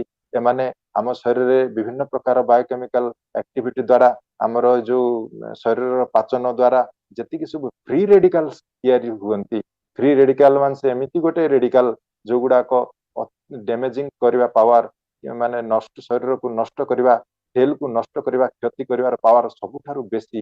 এই ସୃଷ୍ଟିରେ ଯଦି ସବୁଠାରୁ ବେଶୀ ଅନଷ୍ଟେବୁଲ ଏଲିମେଣ୍ଟ କେହି ଯଦି ଥାନ୍ତି, ଅନଷ୍ଟେବୁଲ ମାନେ ଅନଷ୍ଟେବୁଲ ଉପାଦାନ ଯଦି କେହି ଥାନ୍ତି, ତାହେଲେ এই ফ্রি রেডিকাল গুড়াক। এই ফ্রি রেডিকাল গুড়াক আমার শরীরে যেତିକି জৈব রাসায়নিକ ক্রিয়া ঘটে, এই ପାଚନଠୁ ଆରମ୍ଭ କରିକିରି ଅନେକ କିଛି ଇଏ ସବୁ ଗୁଡାକରେ ଫ୍ରି ରେଡିକାଲ ସୃଷ୍ଟି ହୁଅନ୍ତି। ସେ ଫ୍ରି ରେଡିକାଲ ହିଁ ମୋ ଶରୀରର ଜୀବକୋଷଠୁ ଆରମ୍ଭ କରି ତାର ଯୋଉ ଜେନେଟିକ ମେଟେରିଆଲ ରହିଛି ତାକୁ ମଧ୍ୟ ସେମାନେ କ୍ଷତି ପହଞ୍ଚାନ୍ତି। ଏବଂ ତାକୁ ଯେତେବେଳେ କ୍ଷତି ପହଞ୍ଚାନ୍ତି ସେତେବେଳେ ହିଁ ମୋର ଶରୀରର ଚମଡା ଚମଡା ଭିତରେ ଗ୍ୟାପ ଆସେ, ସେଲ ସେଲ ଭିତରେ ଗ୍ୟାପ ଆସେ, ଟିସ୍ୟୁ ଟିସ୍ୟୁ ଭିତରେ ଫାଙ୍କ ଆସେ, ଯୋଉଟା କି ରିଙ୍କିଲନେସ ବୋଲି କୁହାଯାଏ, ଯୋଉଟା କି ଶରୀରର ଭାଙ୍ଗ ବୋଲି କୁହାଯାଏ, ତ୍ୱଚା ଭଙ୍ଗ ବୋଲି କୁହାଯାଏ। ଇଏ ତ୍ୱଚା ଭଙ୍ଗ ଗୁଡାକ ଏଇ ଫ୍ରି ରେଡିକାଲ ର ପ୍ରଭାବରୁ ହୁଏ। ଏ ଫ୍ରି ରେଡିକାଲ ର ପ୍ରଭାବକୁ ବନ୍ଦ କରିବା ପାଇଁ ହେଲେ, ମୋର ଏଇ ତ୍ୱଚା ଭଙ୍ଗ ଗୁଡାକୁ ତାକୁ ରୋକିବା ପାଇଁ ହେଲେ ମତେ ଏଇ ଆଣ୍ଟି ଅକ୍ସିଡେଣ୍ଟ ର ପ୍ରୟୋଜନ। ସେ ଆଣ୍ଟି ଅକ୍ସିଡେଣ୍ଟ କ୍ୟାରୋଟିନଏଡ ଭିତରେ ବହୁତ ଗୁଡାକ ଅଛି। ଆଉ କିଛି କ୍ୟାରୋଟିନଏଡ୍ସ ଅଛନ୍ତି ଯାହାକୁ ଆଲଫା ଆଲଫା କ୍ୟାରୋଟିନ, ବିଟା କ୍ୟାରୋଟିନ, ବିଟା କ୍ରିପ୍ଟୋଜାନ୍ଥିନ ବୋଲି କୁହାଯାଏ। ଏଇ ଜାନ୍ଥିନ, କେରୋଟିନ ଏଗୁଡାକ ସମସ୍ତେ କନଭର୍ଟ ହେଇଯାନ୍ତି ଭିଟାମିନ ଏ କୁ। ଯେତେବେଳେ ମୋର ଶାଗ ମିଳେ ନା, লিফি ভেজিটেবল ମୁଁ ଖାଏ ନାହିଁ, ମୋର ଶରୀର ଯେତେବେଳେ ଅଭାବ ଘଟେ ସେତେବେଳେ ଏମାନେ ତ ପ୍ରୟୋଜନ ହେଲେ ତାଙ୍କର ଏଇ ଫାଇଟୋ ନ୍ୟୁଟ୍ରିଏଣ୍ଟ ରୁ ଭିଟାମିନ ଏ କୁ ମଧ୍ୟ କନଭର୍ଟ ହେଇପାରନ୍ତି ଏବଂ ଶରୀରରେ ବିଭିନ୍ନ କାରଣରେ ଲାଗନ୍ତି। ଯେମିତି ଭିଟାମିନ ଏ ଟା ଆମର ଦୃଷ୍ଟି ଶକ୍ତିକୁ ଶୁଦ୍ଧ କରେ। ଆମ ଭିତରେ ଯୋଉ ନ୍ୟୁରୋନ ଗୁଡାକ ଅଛି ତା ପାଇଁ ଏଇ ଯୋଉ ଆଖିରୁ ଯୋଉ ନର୍ଭ ଗୁଡାକ ଯାଇଛି ବ୍ରେନ କୁ ଟ୍ରାନ୍ସମିଟ ହୁଏ। ମୁଁ ଯୋଉ ଜିନିଷ ଦେଖିଲି ସେ ବ୍ରେନ କୁ ତାର ଇମ୍ପଲ୍ସ ଟା ଦିଏ, ଟ୍ରାନ୍ସମିଟ କରେ କଣ ଦେଖିଲା, ଏବଂ ବ୍ରେନ ତାହା ଦେଇ ଆଗୁଥରେ ମୋଟରକୁ ୱାର୍କ ଅର୍ଡର ଦିଏ। କିମ୍ବା ଆମେ ଦେଖୁ ଏଇଟା ଧଳା ନାଲି ଏଇଟା ଅମୁକ ଜିନିଷ ଦେଖିବାର ସାହାଯ୍ୟ କରିବାର ଯୋଉ ପୁରା ନ୍ୟୁରୋନ ଟ୍ରାନ୍ସମିଟର ଆକ୍ଟିଭିଟି ପୁରା ସିଷ୍ଟମଟା, ସେଗୁଡାକ ଯେତେବେଳେ ଭିଟାମିନ ବି ର ଅଭାବ ହେଇଯାଏ, ସ୍ପେସିଆଲି ଭିଟାମିନ B12 ବୋଲି ଯାହାକୁ କୁହାଯାଏ, କୋବାଲାମିନ ବୋଲି ଯାହାକୁ କୁହାଯାଏ, ତାର ଯଦି ଅଭାବ ହେଇଯାଏ ତାହେଲେ କିନ୍ତୁ ଆମର ଏଇ ଦେଖିବାଟା ଦୃଷ୍ଟି ଶକ୍ତି ଆମେ ହରେଇ ବସୁ କିମ୍ବା ଦୃଷ୍ଟି ଶକ୍ତି ପ୍ରଭାବିତ ହେଇପଡେ। ତେଣୁକରି ଭିଟାମିନ ଏ ଭିଟାମିନ ବି ଏ ପରସ୍ପର ଦୁଇ ଜଣ ଯାକ ଏଇ ଯୋଉ ଦୃଷ୍ଟି ଶକ୍ତି ସହିତ ଜଡିତ ଯେ ତାର ଯଦି ଅଭାବ ହେଇଯାଏ ତାହେଲେ କିନ୍ତୁ ଆମର ଏଇ ଦେଖିବାଟା ଦୃଷ୍ଟି ଶକ୍ତି ଆମେ ହରେଇ ବସୁ କିମ୍ବା ଦୃଷ୍ଟି ଶକ୍ତି ପ୍ରଭାବିତ ହେଇପଡେ। ତେଣୁକରି ଭିଟାମିନ ଏ ଭିଟାମିନ ବି ଏ ପରସ୍ପର ଦୁଇ ଜଣ ଯାକ ଏଇ ଯୋଉ ଦୃଷ୍ଟି ଶକ୍ତି ସହିତ ଜଡିତ ଅଛନ୍ତି। ଏ ଦୃଷ୍ଟି ଶକ୍ତି ପାଇଁ ଦିଟା ଭିଟାମିନ ଏତେ। ଆଉ ଆମେ ଦେଖୁ ଯୋଉଟାକି ଆମେ କାଟାରାକ୍ଟ ବୋଲି କହୁ, କାଟାରାକ୍ଟ କୁ ଓଡିଆରେ ଏଇ ଯୋଉ ପରଳ ପଡିଯାଏ ବୋଲି କହନ୍ତି ଆଖିରେ। ସେ ପରଳ ପଡିବାଟା କେବଳ ଏଇମାନଙ୍କୁ ହିଁ ଅସୁବିଧା ରୁହେ, এই ভিটামিন এ ର ଡେଫିସିଏନ୍ସି, କେରୋଟିନ ର ଡେଫିସିଏନ୍ସି, ତାର ଭିତରେ ଦେଇକି କାଟାରାକ୍ଟ ପଡିଯାଏ। ଏବଂ ସେ ଯଦି ବ୍ରେନ କୁ ଠିକ ଠାକ ସିଗ୍ନାଲ ନ ଦିଆଯାଏ ତାହେଲେ ମଧ୍ୟ ତରଳ ନ ପଡିକିରି ମଧ୍ୟ ଆଖିକୁ ଦେଖାଯାଏ ନାହିଁ। ବିଭିନ୍ନ ପ୍ରକାର ପାୱାର ଚଷମା ଆମକୁ ବ୍ୟବହାର କରିବାକୁ ହୁଏ। ଏଇ ଚଷମାର ବ୍ୟବହାରର ମୂଳ କାରଣ ହଉଛି ଏଇ ଦିଟା ଭିଟାମିନ। ତେଣୁକରି ଏଇଗୁଡାକ ଏଇ କେରୋଟିନଏଡ ଏଇ ଯୋଉ ଫାଇଟୋନ୍ୟୁଟ୍ରିଏଣ୍ଟ ଗୁଡାକ ଏତେ ପରିମାଣରେ ଅଛି, ଆମକୁ ଏତେ ଇମ୍ପୋର୍ଟାନ୍ସ ବୁଝିକି କରିବାକୁ ହୁଏ। ଆଉ ଗୋଟେ ପ୍ରକାର କେରୋଟିନଏଡ ଯାହାକୁ ଲାଇକୋପିନ ବୋଲି କହନ୍ତି, ସେଟା ରେଡ କିମ୍ବା ପିଙ୍କ କଲର ର ଯେକୌଣସି ଏଇ ଯୋଉ ଫଳ ପନିପରିବାରେ ଥାଏ। ଟମାଟୋରେ ଭରପୁର ହେଇକିରି ଅଛି ଲାଇକୋପିନ। ଏଗୁଡାକ ଆଉ ତରଭୁଜ ପିଙ୍କ କଲର ର ଅଙ୍ଗୁର ଏଗୁଡାକରେ ଆମର ଲାଇକୋପିନ ଭରପୁର ପରିମାଣରେ ଅଛି। ଯେତେ ରେଡ ଆଣ୍ଡ ପିଙ୍କ କଲର ର ପନିପରିବା କିମ୍ବା ଫଳ ହଉ ତାରି ଭିତରେ ଆମେ ଏଇ ଲାଇକୋପିନ ଟାକୁ ପାଉ। ଏଇ ଲାଇକୋପିନ ତାର ଆମର ଯୋଉ ଟିକେ ବୟସ ହେଇଗଲେ ଦେଖାଯାଏ prostate cancer, prostate inflammation, prostate ର ଯାହା କିଛି ଅସୁବିଧା ଅଛି ସେଗୁଡାକୁ ରୋକିବାରେ ମୁଖ୍ୟ ଭୂମିକା ଗ୍ରହଣ କରେ ଲାଇକୋପିନ। ତେଣୁ ଯେ ପ୍ରୋଷ୍ଟେଟ ରୋଗୀ ଯେତେ, ସେ ପ୍ରୋଷ୍ଟେଟ ରୋଗୀ କିମ୍ବା ୟୁରିନାରୀ ବ୍ଲାଡର ରିଲେଟେଡ ଯେତିକି ରୋଗୀ ଅଛନ୍ତି ଏମାନଙ୍କୁ ସବୁ ଏଇ ଲାଇକୋପିନ ର ବଟିକା ଦିଆଯାଏ। ଲାଇକୋପିନ କମ୍ପୋନେଣ୍ଟ ଥିବା ତାଙ୍କୁ ବଟିକା ଦିଆଯାଏ ଏଇ ଅସୁବିଧାରୁ ଲାଘବ କରିବା ପାଇଁ। ତେଣୁ ଏ ଯୋଉଟା ପ୍ରୋଷ୍ଟେଟ ର ଇନଫ୍ଲାମେସନ କିମ୍ବା ତାର କ୍ୟାନ୍ସର କି ପ୍ରୋଷ୍ଟେଟ ଟ୍ୟୁମର ଏଗୁଡାକୁ ଲୋୟର କରିବା ପାଇଁ, ତାକୁ ରିସ୍କ କମେଇବା ପାଇଁ ବୋଲି ଲାଇକୋପିନ ର ଏତେ ଇମ୍ପୋର୍ଟାଣ୍ଟ। କିନ୍ତୁ ସେ ଲାଇକୋପିନ ର ଇମ୍ପୋର୍ଟାନ୍ସ ଟାକୁ ଆମେ ବୁଝିନା। ସେ ଲାଇକୋପିନ ଏଇ ଯୋଉ କଲର୍ଡ ଭେଜିଟେବୁଲ ଭିତରେ ଅଛି ସେଟାକୁ ମଧ୍ୟ ଆମେ ଜାଣିପାରୁନା। ସେଥିପାଇଁ ଇଏ ବିଟାକୁ ଏତେ ଇମ୍ପୋର୍ଟାଣ୍ଟ। ଏଇ କଲର୍ଡ ଭେଜିଟେବୁଲ ରେ ତ ଅଛି, ଟମାଟୋରେ ତ ଲାଇକୋପିନ ଭରପୁର ହେଇକିରି ଅଛି, କିନ୍ତୁ ଏ ଲାଇକୋପିନ ଗୁଡାକ ଆମ ବଡିକୁ ସହଜରେ ମଧ୍ୟ ମିଳେ ନାହିଁ। ଏଥିପାଇଁ ମିଳେ ନାହିଁ, ସେଗୁଡାକ ଆମର ଖାଦ୍ୟ ତତ୍ଵ ଭିତରେ, ଖାଦ୍ୟ ଭିତରେ ଦେଇକିରି ବ୍ୟଞ୍ଜନ ଭିତରେ ଦେଇକି ଦ୍ରବୀଭୂତ ହେଇପାରେ ନା। ସେଥିପାଇଁ ତାକୁ ରାନ୍ଧିବାକୁ ପଡେ। କୁକିଂ ଭେଜିଟେବୁଲ ଦରକାର। କୋଉ ଗୋଟେ ଭେଜିଟେବୁଲ ଟା ଯେତେ ଭଲ ଭାବରେ ଏଇ ଯୋଉ ରେଡ ଆଉ ପିଙ୍କ କଲର ର ଭେଜିଟେବୁଲ ଗୁଡାକ ସିଝିବ ସେତେ ଭଲ ପରିମାଣରେ ଲାଇକୋପିନ୍ ଗୁଡାକ ଏଇ ବ୍ୟଞ୍ଜନ ଭିତରେ ଦ୍ରବୀଭୂତ ହେବେ, ସେଟା ଆମ ଶରୀରକୁ ଗଲେ ସେ ଶରୀରରେ କାମରେ ଲାଗିବ। ଆଉ ଯଦି ଯୋଉଟାକୁ କୁକିଂ ହେଇନଥାଏ ସେଇଥିରେ ଲାଇକୋପିନ୍ ଗୁଡାକ ଥାଏ, ଯେମିତି ଆମେ ସଲାଦରେ ଖାଉ, ସାଲାଡରେ ଟମାଟୋ, କଞ୍ଚା ଟମାଟୋ ଖିଆଯାଏ, କଞ୍ଚା ଟମାଟୋ ଖାଇବା ଭିତରେ ଦେଇକିରି ଏଇ ଲାଇକୋପିନ୍ ଟା ମିଳେ, କିନ୍ତୁ ଶରୀର ତାକୁ ବ୍ୟବହାର କରିପାରେ ନା। ସେଥିରେ ଶରୀରରେ ଆମର ଦ୍ରବୀଭୂତ ହେଇପାରେନି ବ୍ୟଞ୍ଜନରେ, ତାକୁ ଶରୀର ସହଜ ଭାବରେ ଗ୍ରହଣ କରିପାରେ ନା। ତେଣୁ ସହଜ ଭାବରେ ଗ୍ରହଣ କରିବାକୁ ହେଲେ ତାକୁ କୁକ୍ କରିବାକୁ ପଡେ, ରୋଷେଇ କରିବାକୁ ପଡେ, ଭଲ ଭାବରେ ସିଝେଇବାକୁ ପଡେ। ଯେତେ ଭଲ ଭାବରେ ସିଝିବ ସେତେ ଭଲ ଭାବରେ ଲାଇକୋପିନ୍ ଗୁଡାକ ବ୍ୟଞ୍ଜନ ଭିତରେ ଦ୍ରବୀଭୂତ ହବ, ଆଉ ଅଲ୍ଟିମେଟଲି ଆମର ଶରୀର ଭିତରେ ଯାଇକିରି ତାକୁ ଶରୀର ଯଦି ଗ୍ରହଣ କରେ, ତାହେଲେ ଏଇଭଳି ଯେ ରିସ୍କ ଅଛି ପ୍ରୋଷ୍ଟେଟ କ୍ୟାନ୍ସର ଭଳିଆ ରୋଗରୁ ତାକୁ ଆମକୁ ମୁକ୍ତି ମିଳିପାରିବ। ଆଉ ତା ସହିତ ଆଣ୍ଟି ଅକ୍ସିଡେଣ୍ଟ ମଧ୍ୟ ଏଇ ଅକ୍ସିଡେସନ ପ୍ରୋସେସ ଯାହା ପୂର୍ବରୁ କହୁଥିଲି, ରିଙ୍କିଲନେସ୍ ଆସିଯାଉଛି, ଏଜିଂ ଆସିଯାଉଛି, ଏଗୁଡାକୁ ମଧ୍ୟ ଦୂରରେ ରଖିପାରିବ ଏ ଲାଇକୋପିନ୍। ଆଉ ଗୋଟେ ଜିଆଜାନ୍ଥିନ୍ ବୋଲିକିରି ଅଛି, ଲୁଟେଇନ୍ ବୋଲିକିରି ଅଛି, ଏଗୁଡାକ ମଧ୍ୟ ଏ ଜିଆଜାନ୍ଥିନ୍ ଆଣ୍ଡ ଲୁଟେଇନ୍ ଏଇଟା ମଧ୍ୟ ଗୋଟେ ପ୍ରକାର କେରୋଟିନଏଡ୍। ଏଗୁଡାକ ବିଭିନ୍ନ ପ୍ରକାର ଶାଗ ଜାତୀୟ ପନିପରିବାରେ ଭରପୁର ପରିମାଣରେ ଅଛି। ଏଗୁଡାକ ଭିଟାମିନ ଏ ନୁହନ୍ତି, କିନ୍ତୁ କିନ୍ତୁ ଏଇ ଯୋଉ କାଟାରାକ୍ଟ ଆମର ପରଳ ପଡିଯାଏ ଆଖିରେ ବୟସ ହେଲେ, କିମ୍ବା ବୟସ ହେଲେ ଯୋଉ ମାକୁଲାର ଡିଜେନେରେସନ ହେଇଯାଏ, ଯାହାକୁ ଆମେ ଚାଳିଶିଆ ବୋଲି କହୁ, 40 ବର୍ଷ ପାଖାପାଖି ଗଲେ ଆଖିକୁ ଆଉ ଦୃଷ୍ଟି ଦେଖାଯାଏ ନାହିଁ ଭଲ, କିମ୍ବା ଦୂରକୁ ଦେଖାଯାଉଥାଏ, ହୁଏତ ପାଖକୁ ଦେଖାଯାଉଥାଏ, ଆମର ଠିକ ପ୍ରପର ଡିଷ୍ଟାନ୍ସରେ ଆମକୁ ଦେଖାଯାଉନଥାଏ। ଏଇଭଳିଆ ସିଷ୍ଟମ ଆସେ ଆମର ଏଇ ମାକୁଲାର ଡିଜେନେରେସନ, କାଟାରାକ୍ଟ ଏଇଭଳିଆ ଡିଜିଜ ଗୁଡାକୁ ପ୍ରୋଟେକ୍ଟ କରେ ଏ ଲୁଟେନ୍ ଆଉ ଜିଆଜାନ୍ଥିନ୍। ତେଣୁ ଏଇଗୁଡାକ କେରୋଟିନ ଗୁଡାକ ଏତେ ଇମ୍ପୋର୍ଟାନ୍ସ ଅଛି, ଏଗୁଡାକ ଶାଗ ଜାତୀୟରେ ମିଳିଯାଏ। ଆଉ ଲାଇକୋପିନ୍ ଟା ତ ଟମାଟୋ, ତରଭୁଜ କଲର, ରେଡ ପିଙ୍କ କଲର ରେ ମିଳିଯାଏ। ଆଉ କେରୋଟିନଏଡ୍ ଗୁଡାକ yellow, orange, red colour vegetable, food vegetable ମିଳିଯାଏ। ଏତିକି କଥା ଉପସ୍ଥାପନ କଲି। ତ ସେଗୁଡାକର ଆମର ଶରୀରରେ ଏତେ ଇମ୍ପୋର୍ଟାଣ୍ଟ, ସେଗୁଡାକ କିଛି ଆମକୁ ଖାଦ୍ୟ ର ମେଟେରିଆଲରେ ମିଳେ, ଆଉ କିଛି କୁକ୍ କରିବାକୁ ପଡେ। ତେଣୁକରି ଧର ଆମର ଏଇ ଯୋଉ ଭିଟାମିନ, ୱାଟର ସଲ୍ୟୁବଲ ଭିଟାମିନ ଯେତିକି ଅଛନ୍ତି, ବି ଏଣ୍ଡ ସି, ଆକୁ ଯେତେବେଳେ ଆମେ ବଏଲ କରିଦଉ, ଫୁଟେଇ ଦଉ, ଅତ୍ୟଧିକ ତାପମାତ୍ରାରେ ସେ ନଷ୍ଟ ହେଇଯାଏ। ସେ ପାଣିରେ ସେମାନେ ସବୁ ଘୋଳି ଯାଆନ୍ତି, ପାଣିରେ ସବୁ ସଲ୍ୟୁବଲ ହେଇଯାଆନ୍ତି। ଆଉ ଅଧିକା ଟେମ୍ପରେଚର, ମାନେ ସବୁ ଟେମ୍ପରେଚର ସେନ୍ସିଟିଭ ଭିଟାମିନ ଗୁଡାକ ଅତ୍ୟଧିକ ଟେମ୍ପରେଚର, ହାଇ ଫ୍ଲେମ ରେ ରୋଷେଇ ହେଲେ ଏମାନେ ସବୁ ଡିଗ୍ରେଡ ହେଇଯାଆନ୍ତି, ନଷ୍ଟ ହେଇଯାଆନ୍ତି। ତେଣୁକରି ମତେ ଭିଟାମିନ ବି ଆଉ ସି ଏଟାକୁ ଯଦି ପ୍ରପର ୟୁଟିଲାଇଜ କରିବାକୁ ହୁଏ, ତାହେଲେ ମତେ କିଛି ସଲାଡ, କଞ୍ଚା ପନିପରିବା ଖାଇବାକୁ ହୁଏ। ଏଟା ମଧ୍ୟ ସେ ଠାକୁର କହିଛନ୍ତି, କଞ୍ଚା ପନିପରିବା ଯଦି ନ ଖିଆଯାଏ, ତାହେଲେ କିନ୍ତୁ ଏଇ ଭିଟାମିନ ବି ଆଉ ସି ର ପ୍ରପର ୟୁଟିଲାଇଜେସନ ଶରୀରରେ ହେଇପାରେ ନା, ପ୍ରପର ମାତ୍ରାରେ ଉପଲବ୍ଧି ହେଇପାରେ ନା। ଏଇ ଭିଟାମିନ ବି ଏଣ୍ଡ ସି ଏଟାକୁ ଭରପୁର କରିବା ପାଇଁ, ଆଉ ତା ସହିତ ଡାଏଟେରୀ ଫାଇବର ଆମକୁ ମିଳିବା ପାଇଁ, ଏଇ ଖାଦ୍ୟ ପଦାର୍ଥରେ 2/3 ଅନ୍ତତ ପକ୍ଷେ କଞ୍ଚା ପନିପରିବା କିମ୍ବା କଞ୍ଚା ସାଲାଡ ଆକାରରେ ଯାହାକୁ ଆମେ ଗ୍ରହଣ କରୁ, ସେଗୁଡାକ ଖାଇବା ଦରକାର ବୋଲି ଶ୍ରୀ ଠାକୁର କହିଛନ୍ତି।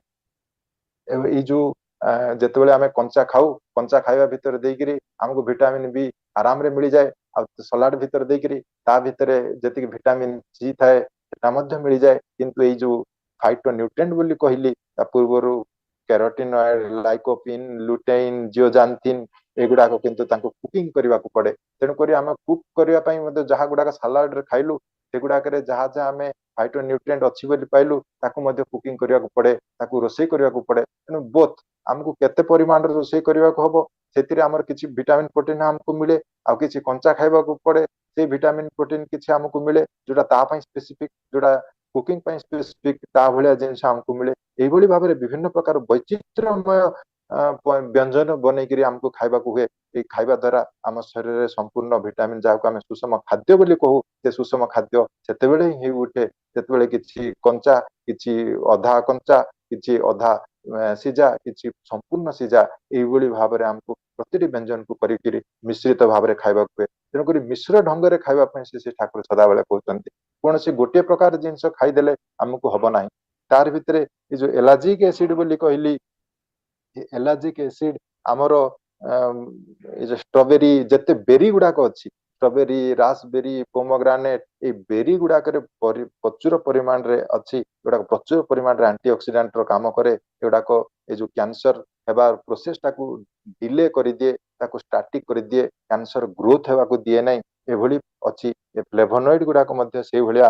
ଆଉ ଯେତିକି ସବୁ କ୍ରୋନିକ ଡିଜିଜ ଅଛି, ବହୁତ ଦିନ ଧରିକି ଆମ ସେ ରୋଗ ବୈରାଗ ସରୁ ନାହିଁ, ସେଇଗୁଡାକ ଆମର ଉପଶମ ହେଇପାରୁନାହିଁ, ସେ କ୍ରୋନିକ ଡିଜିଜ ଗୁଡାକୁ ଜଲ୍ଦି ଜଲ୍ଦି ଉପଶମ କରିବା ପାଇଁ ହେଲେ ତାକୁ ଏକ୍ୟୁଟ କୁ ଆଣିବା ପାଇଁ ହେଲେ ଏ ଫ୍ଲାଭୋନଏଡ ର ଟିକେ ଟିକେ ତାକୁ ସଂସ୍ରବ ଦରକାର। ଏ ଫ୍ଲାଭୋନଏଡ ଯଦି ନଥାଏ ତାହେଲେ କିନ୍ତୁ କ୍ରୋନିକ ଡିଜିଜ ଟା କ୍ରୋନିକ ହେଇକି ରହିଯାଏ, ସେ ଆଉ ଏକ୍ୟୁଟ ହେଇପାରେ ନା, ସେଟାକୁ ଉପଶମ ହେବାରେ କଷ୍ଟ ହେଇଯାଏ। ତେଣୁକରି ଡାକ୍ତର ଯେତେବେଳେ ପ୍ରେସକ୍ରାଇବ ଏଇ ଯୋଉ ଚିକିତ୍ସା କରନ୍ତି ଏ କ୍ରୋନିକ ଡିଜିଜ ଗୁଡାକ ଭିତରେ ଫ୍ଲାଭୋନଏଡ କମ୍ପୋନେଣ୍ଟ ଥିବା ଭିଟାମିନ ମଲ୍ଟିଭିଟାମିନ କୁ ସେମାନେ ପ୍ରେସକ୍ରାଇବ କରିଥାନ୍ତି। ସେ ପ୍ରେସକ୍ରାଇବ କରିବା ଦ୍ୱାରା ତା ଭିତରେ ଏତିକି ହୁଏ ଯେ ଫ୍ଲେଭୋନଏଡ ଗୁଡାକ ଆମର ଏଇ ଯୋଉ ସେଓ, ଏପଲ, ଯେମିତି ବେରି, ଏଇ ଜାମୁକୋଳି ଏଇଭଳିଆ ଗୁଡାକରେ ଆସେ। ତାର ଏତେ ଇମ୍ପୋର୍ଟାନ୍ସ, ସେଗୁଡାକ ଯେମିତି ଆଜମା ରୋଗ ଅଛି, ଶ୍ୱାସ ରୋଗ, ସେ ଶ୍ୱାସ ରୋଗର ରିସ୍କ ଗୁଡାକୁ ସେମାନେ ସବୁ କମେଇ ଦିଅନ୍ତି। ସେମାନେ ବ୍ରୋଙ୍କୋ ଡାଇଲେଟର ତାଙ୍କ ଭିତରେ ପ୍ରପର୍ଟିଜ ଥାଏ, ଯେମିତି ଆମର ଶ୍ୱାସ ନଳୀ, ଏଇ ଶ୍ୱାସ ନଳୀ ବ୍ରୋଙ୍କୋସ ଗୁଡାକୁ ଡାଇଲେସନ କରିଦିଏ, ତାକୁ ଟିକେ ଚଉଡା କରିଦେଇପାରେ ଏବଂ ଚଉଡା କରିଦେବା ଦ୍ୱାରା ସହଜରେ ନିଶ୍ୱାସ ପ୍ରଶ୍ୱାସ ନେଇ ହୁଏ। ଅକ୍ସିଜେନ ଆମାଉଣ୍ଟ ଯଦି ଆମର କମି ଯାଉଥାଏ ଅମ୍ଳଜାନ, ତାହେଲେ ଅମ୍ଳଜାନ ଅଧିକ ପରିମାଣରେ ଯଦି ବାୟୁ ମୋର ଶ୍ୱାସ ନଳୀ ଭିତରକୁ ଗଲା, ଡିପ୍ ବ୍ରେଥିଂ ଯଦି ମୁଁ କଲି ତା ଭିତରେ ମୋର କଷ୍ଟ ଅନୁଭବ ହୁଏ ନା, ଆଉ ତାର ଭିତରେ ଦେଇକିରି ମୋର ଯେତିକି ପରିମାଣର ଅକ୍ସିଜେନ ଦରକାର ସେ ଅକ୍ସିଜେନ ସେତିକି ପରିମାଣରେ ପଳେଇ ଯାଇପାରେ। ଏଇଟା ଫ୍ଲାଭୋନଏଡ ର ଏତେ ଇମ୍ପୋର୍ଟାଣ୍ଟ ଗୁଣ ସବୁ ରହିଛି। କରୋନାରେ ହାର୍ଟ ଡିଜିଜ ଯୋଉଗୁଡାକ କହୁ, ଆମର ହାର୍ଟ ଆଟାକ ଆସିଗଲା, ଥିବ ଥିବ ରାତିରେ ଖାଇବ ପିଇବ ଭଲ କଥାବାର୍ତ୍ତା କରୁଥିବ, ହଠାତ୍ କରି ତାର କଣ କଣ ହେଇଯିବ ଶରୀର, ଛାତିରେ ବଥା ହବ, ଛାତି ଉପରକୁ ବଥା ହବ ଏବଂ ହଠାତ୍ କରି ଶୋଇ ପଡିଲା ଏବଂ ଦେଖିଲା ବେଳକୁ ସକାଳକୁ ଆଉ ସେ ନାହିଁ, ଉଠି ପାରୁନାହିଁ, ଆଉ ଚାଲିଗଲା। ଆମେ କହୁ ହାର୍ଟ ଆଟାକ ରେ ସେ ଚାଲିଗଲା। କୋରୋନାରୀ ଇନଫେକ୍ସନ ବୋଲି ତାକୁ ବିଜ୍ଞାନ ଭାଷାରେ ମେଡିକାଲ ଭାଷାରେ କୁହାଯାଏ। ଏ କୋରୋନାରୀ ହାର୍ଟ ଡିଜିଜ ର ରିସ୍କ ଗୁଡାକୁ କମେଇବା ପାଇଁ ଏ ଫ୍ଲାଭୋନଏଡ ର ଭାଇଟାଲ ରୋଲ ଅଛି, ତାର ଗୋଟେ ଜୀବନୀ ଶକ୍ତି ଅଛି, ସେଗୁଡାକ ମଧ୍ୟ ସେ କମେଇ ଦେଇପାରେ। କ୍ୟାନ୍ସର ଭଳି ରୋଗକୁ ଯେ ତାର ଆଣ୍ଟି ଅକ୍ସିଡେଣ୍ଟ ଗୁଣ ଅଛି, ସେ କ୍ୟାନ୍ସର ଭଳି ରୋଗ, ଅଟୋ ଇମ୍ୟୁନ ଡିଜିଜ କୁ ମଧ୍ୟ ଚେକ୍ କରିବାର ତାର ସବୁ ଗୁଣବତ୍ତା ରହିଛି। ଆଉ ରେସଭେରାଟ୍ରଲ ମଧ୍ୟ ତାର anti oxidant, anti inflammatory property ରହିଛି। ଯେମିତି ଆମର ଯୋଉ ଇନଫ୍ଲାମେସନ ହୁଏ, ଏଇ ଯୋଉ ଆଣ୍ଠୁଗଣ୍ଠି ବାତ ହୁଏ, ବିଭିନ୍ନ ପ୍ରକାର ପ୍ରବାହ ହୁଏ, ଥଣ୍ଡା ସର୍ଦ୍ଦି କାଶ ଏଇଗୁଡାକରେ ମଧ୍ୟ ବହୁତ ଇମ୍ପୋର୍ଟାଣ୍ଟ ରୋଲ ରହିଛି ଏଇ ଯେ ରେସଭେରାଟ୍ରଲ ର।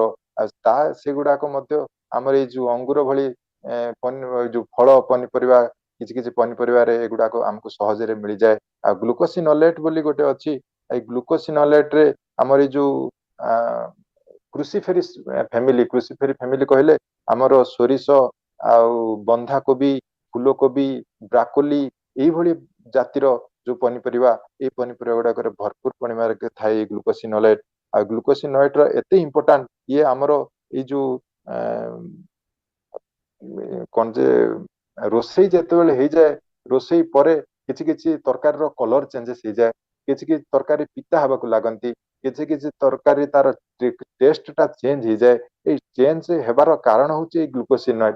ଏ ଗ୍ଲୁକୋସିନଏଡ ଯେହେତୁ ଅଧିକା ଥାଏ, ଆଉ ସେ ଆମର କ୍ୟାନ୍ସର ଗ୍ରୋଥ, କ୍ୟାନ୍ସର ଯଦି ଷ୍ଟାର୍ଟ ହୁଏ ଏବଂ ତାର ଡେଭଲପମେଣ୍ଟ ହୁଏ, ଆକୁ ଚେକ୍ କରିବାରେ ସେଗୁଡାକ ବହୁତ କାମରେ ଆସନ୍ତି। ଆମର ବେଳେ ବେଳେ ଦେଖୁ କି କିଛି କିଛି ପନିପରିବା ତରକାରୀରେ ମିଶେଇ ଦେଲେ ସେ କଳା ହେଇଯାଏ, କିଛି କିଛି ପନିପରିବା ତାର କଲର ଚେଞ୍ଜ କରିଦିଅନ୍ତି। କଲର ଟା ଚେଞ୍ଜ କରିଦେବା ଦ୍ଵାରା ସେଇଟାକୁ ଆମେ, କଲର ଚେଞ୍ଜ ହେଇଯାଉଛି ତରକାରୀରେ ବୋଲି ଆମେ ତାକୁ ପକଉନା, ତାକୁ କଣ ସାଇଡ କରିଦଉ, ଆଉ ଭଲ ସୁନ୍ଦର ଦେଖାଯିବନି ବୋଲି ତାକୁ ଆମେ ଖାଦ୍ୟ ବ୍ୟଞ୍ଜନରେ ଗ୍ରହଣ କରୁନା ସାଧାରଣତଃ। ନ କରିବା ଦ୍ଵାରା ଆମର ଏଇ ଯେ କ୍ୟାନ୍ସର ଭଳିଆ ଅଟୋଇମ୍ୟୁନ ଡିଜିଜ କୁ ମଧ୍ୟ ସେ ରୋକିବାର କ୍ଷମତା ଯାହାର ଅଛି, ତାକୁ ଆମେ ହରେଇ ବସୁ ବ୍ୟବହାର ନ କରିବା ଦ୍ଵାରା। ତେଣୁକରି ସେଗୁଡାକ ମଧ୍ୟ ଆମ ଶରୀରରେ ପ୍ରୟୋଜନ ଅଛି, ସେଗୁଡାକ ମଧ୍ୟ ଆମକୁ ବ୍ୟବହାର କରିବାକୁ ହୁଏ। ତାପରେ ଅଛି ଫାଇଟୋ ଇଷ୍ଟ୍ରୋଜେନ ଜାତୀୟ ଫାଇଟୋ ନ୍ୟୁଟ୍ରିଏଣ୍ଟ, ଏଗୁଡାକ ଯୋଉଟାକୁ ଆମର ସୋୟାବିନ ଭଳିଆ ଫୁଡ ରେ ମିଳିଯାଏ। ସେ ସୋୟା ଫୁଡ ରେ ଆମେ ଅଧିକା ପାଉ, ତାକୁ ଆଇସୋଫ୍ଲେଭନ୍ସ ବୋଲି ମଧ୍ୟ କହନ୍ତି। ଯେ ଆଇସୋଫ୍ଲେଭନ ଗୁଡାକ ସୋୟା ଫୁଡ ରେ ଯାହା ମିଳେ, ଆଉ ତାର ଏଇ ଯୋଉ ଫ୍ଲାକ୍ସ ସିଡ, ସିସାମ ସିଡ, ଏଇ ଯୋଉ ରାଶି ଖସା ବଟା, ୟାର ଭିତରେ ଦେଇକିରି ଆମେ ଫାଇଟୋ ଇଷ୍ଟ୍ରୋଜେନ ଗୁଡାକୁ ମିଳେ। ଇଏ କଣ କରେ ନା, ଏଇଟା ମଧ୍ୟ ସେ ଆଣ୍ଟି ଅକ୍ସିଡେଣ୍ଟ ଏଥିରୁ ମିଳିଯାଏ। ଆଉ ଆଣ୍ଟି ଏଇ ଯୋଉ କ୍ୟାନ୍ସର ଆକ୍ଟିଭିଟି ମଧ୍ୟ ଅଛି। ଆମର ଦେଖାଯାଏ ବହୁତ ଗୁଡାଏ ଓମେନ ମାନଙ୍କର, ମହିଳା ମାନଙ୍କର ଏଣ୍ଡୋମେଟ୍ରିୟମ ରେ, ତାଙ୍କ ୟୁଟ୍ରସ ରେ କ୍ୟାନ୍ସର ହୁଏ, ୟୁଟ୍ରସ ଇନଫ୍ଲାମେସନ ହୁଏ, ୟୁଟ୍ରସ ବଲ୍କି ହେଇଯାଏ, ଏଣ୍ଡୋମେଟ୍ରିଆଲ କ୍ୟାନ୍ସର ହୁଏ। ଆଉ ଏଇ ଯୋଉ ମେନୋପୋଜ ପରେ ପରେ ବୋନ ଓଷ୍ଟିଓପୋରୋସିସ ନାମ ଗୋଟେ ସିଣ୍ଡ୍ରୋମ ଆସେ, ଯୋଉଥିରେ କ୍ୟାଲସିୟମ ଏବଜର୍ପସନ ଶରୀରରେ ହେଇପାରେ ନାହିଁ, ବୋନ ଲସ୍ ହୁଏ। ତାଙ୍କର ଟିକେ ପଡିଗଲେ, ଝୁଣ୍ଟିକିରି ପଡିଗଲେ, ହାଲକା ଟିକେ ମୁଡିଆ ମୁଡି ହେଇଗଲେ ସେଥିରେ ହାଡ ଭାଙ୍ଗିଯାଏ। ହାଡର ଦୁର୍ବଳ ହବା ପାଇଁ ଏମାନେ ସବୁ ଏମାନଙ୍କର ଅଭାବ ଯଦି ହେଇଯାଏ ତାହେଲେ ଏଗୁଡାକ ସବୁ ଆମକୁ ଭୋଗିବାକୁ ପଡେ। ତେଣୁକରି ଏ ଫାଇଟୋ ଇଷ୍ଟ୍ରୋଜେନ ଟା ମଧ୍ୟ ଏତେ ଇମ୍ପୋର୍ଟାଣ୍ଟ। ସେଥିପାଇଁ ଆମକୁ ଠାକୁର କହିଲେ ଖାଇବା ସହିତ ପ୍ରତିଟି ମସଲାରେ ପ୍ରତିଟି ଶାଗରେ ମଧ୍ୟ ଏଇ ଖସା ବଟା ତାକୁ ବାଟିକିରି ଦିଅ। ହବିଷାନରେ ମଧ୍ୟ ତାକୁ ଖସା ବଟା ଖାଇବାକୁ ଦେଲେ। ତେଣୁ ଆମ ବ୍ରତ ଉପବାସଠୁ ଆରମ୍ଭ କରିକିରି ଆମର ଭଲ ଭାବରେ ଯୋଉ ବ୍ୟଞ୍ଜନ ବନଉଛୁ ତାରି ଭିତରେ ମଧ୍ୟ ପ୍ରତିଟି ଖାଦ୍ୟରେ ଏଇ ଖସା ବଟା ଯଦି ରୁହେ ତା ଭିତରେ ଅନେକ ଫାଇଟୋ ଇଷ୍ଟ୍ରୋଜେନ ଆମକୁ ମିଳିଯାଏ। ଫାଇଟୋ ଇଷ୍ଟ୍ରୋଜେନ ଭିତରେ ଦେଇକିରି ଆମର ଯୋଉ ତାର ଅଭାବରେ ଯୋଉ ଏଣ୍ଡୋମେଟ୍ରିଆଲ କ୍ୟାନ୍ସର ବୋଲି କହୁଥିଲି, ବୋନ ଲସ୍ କହୁଥିଲି ମେନୋପଜ ପରେ ପରେ, ସେଇ ଯୋଉ ବୋନ ହେଲ୍ଥକୁ ଠିକ କରିବା ପାଇଁ, କ୍ୟାଲସିୟମ ଆବଜର୍ପସନକୁ ଠିକ କରିବା ପାଇଁ ବହୁଳ ପରିମାଣରେ ସଲ୍ୟୁବୁଲାଇଜ ପ୍ରୋଟିନ ଆମର ସେଇ ଖସା ବଟା ଭିତରେ ଦେଇକିରି ଅଛି। ଚୋପା ଥିବ କୃଷ୍ଣ ରାଶି ବୋଲି ଶ୍ରୀ ଠାକୁର କହୁଛନ୍ତି, କଳା ରାଶି ଚୋପା ସହିତ ତାକୁ ବାଟି ଦେବାକୁ ହୁଏ ଏବଂ ସେଇ ରାଶିକୁ ଯଦି ଖିଆଯାଏ ତାହେଲେ ଏତେ ଫାଇଟୋ ଇଷ୍ଟ୍ରୋଜେନ ଆମକୁ ମିଳେ। ତାର ଭିତରେ ଦେଇକିରି ଇଷ୍ଟ୍ରୋଜେନ ଲେଭେଲ ଯାହା ଯାହା ଆମର ଡିଷ୍ଟରବାନ୍ସ ଥାଏ ସେଗୁଡାକ ମଧ୍ୟ ତାକୁ ପରିପୂରଣ କରାଯାଇପାରେ।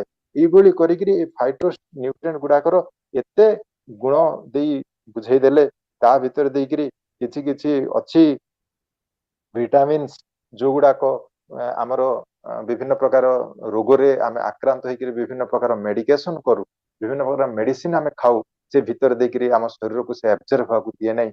ଯେମିତି ଆମର ହାର୍ଟ ବର୍ନ ହେଲା ମାନେ ଛାତି ଜଳିଲା, ଏସିଡିଟି ହେଇଗଲା ବୋଲି ଆମେ କହୁ, ଡାକ୍ତର ପାଖକୁ ଗଲେ ଡାକ୍ତର ତାଙ୍କୁ ପ୍ରେସକ୍ରାଇବ କରିଦିଅନ୍ତି ଗୋଟେ ଆଣ୍ଟି ପ୍ରୋଟନ ପମ୍ପ ଇନହିବିଟର ବୋଲି କହନ୍ତି, ଆଉ ହାଇଡ୍ରୋଜେନ ବ୍ଲକର ବୋଲି କହନ୍ତି ସେଭଳିଆ ମେଡିସିନ, ଯାହାକୁ ଆମେ ପ୍ରାଣ୍ଟୋପ୍ରାଜୋଲ ନାଁରେ ଜାଣୁ। ପ୍ରୋଟନ ପମ୍ପ ଇନହିବିଟର ସେଇ ଇନହିବିଟର ଗୁଡାକ ଏଇ ଯୋଉ ରାବେପ୍ରାଜୋଲ, ପାଣ୍ଟେପ୍ରାଜୋଲ, ଲୋମେପ୍ରାଜୋଲ ଏଇଭଳି ନାଁରେ ଯେତିକି ପ୍ରାଜୋଲ ନାଁରେ ଆମେ ଶୁଣିକି ତାକୁ ସେବନ କରୁ, ଆମକୁ ଖୁସି ଲାଗେ। ଗୋଟିଏ ବଟିକା ଖାଇଦେଲେ ହୁଏତ ଆମର ଏସିଡିଟି ହୁଏ ନାହିଁ, ସାରା ଦିନଟା ଭଲ ଲାଗେ, ଏଥିରୁ ଆମେ ରାହତ ପାଉ।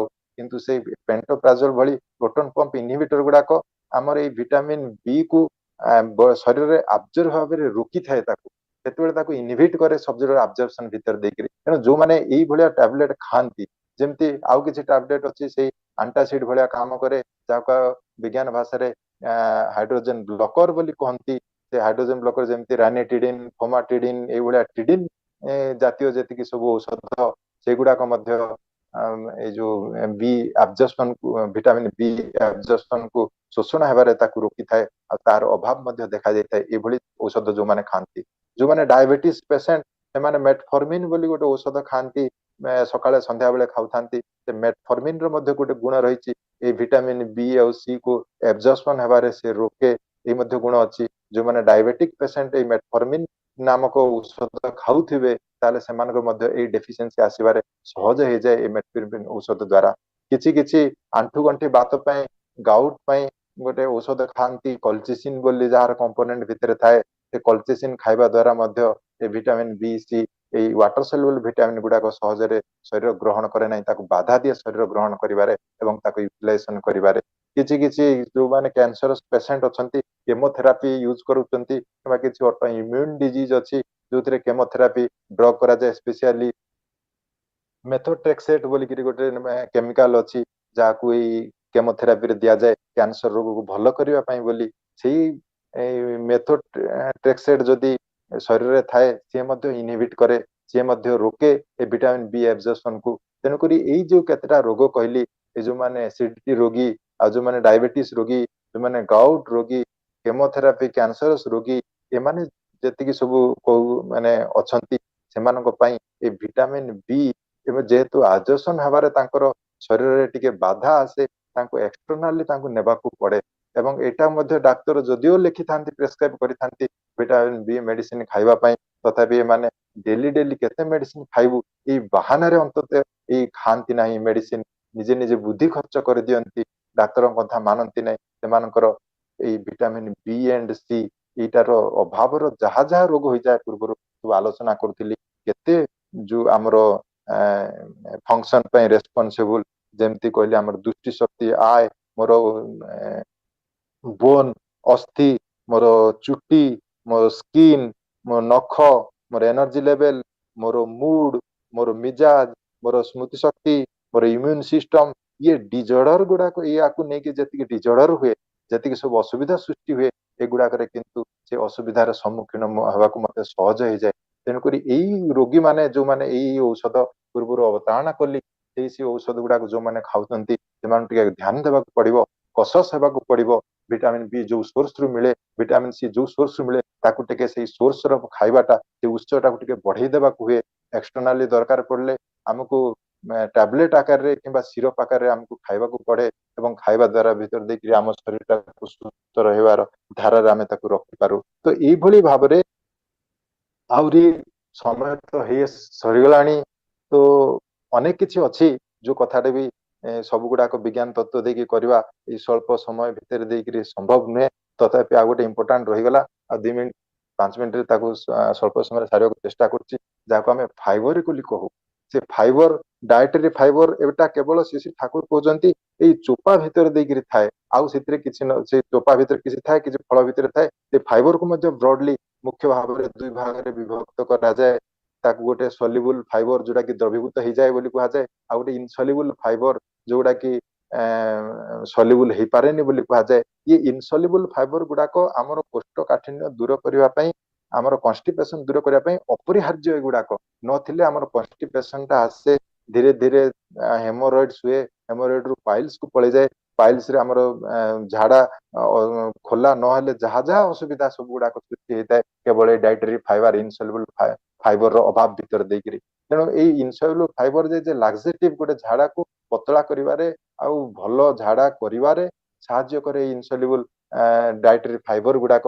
ଏ ଫାଇବର ଗୁଡାକ ପରିବାର ଚୋପା ଭିତରେ ଦେଇକରି ଥାଏ, କିନ୍ତୁ ଆମେ ସଦାବେଳେ ଏଇ ପରିବାର ଚୋପା, ଠାକୁର ତା ପୂର୍ବରୁ କହୁଥିଲି ବିରି ଚୋପା ଖାଇବାର କଥା କହୁଛନ୍ତି, ବିରି ଚୋପାକୁ ଆମେ ଫୋପାଡୁ, ଗାଈକୁ ଦେଇଦଉ।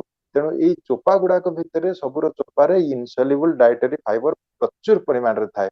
ତ ଏଇଟା ସବୁ ପନିପରିବା ଏବଂ ଯୋଉ ଫଳରେ ଆଉ ଶାଗ ଜାତୀୟ ଫସଲରେ ଭରପୁର ପରିମାଣରେ ଇନସଲ୍ୟୁବୁଲ ଡାଇଟେରୀ ଫାଇବର ଥାଏ।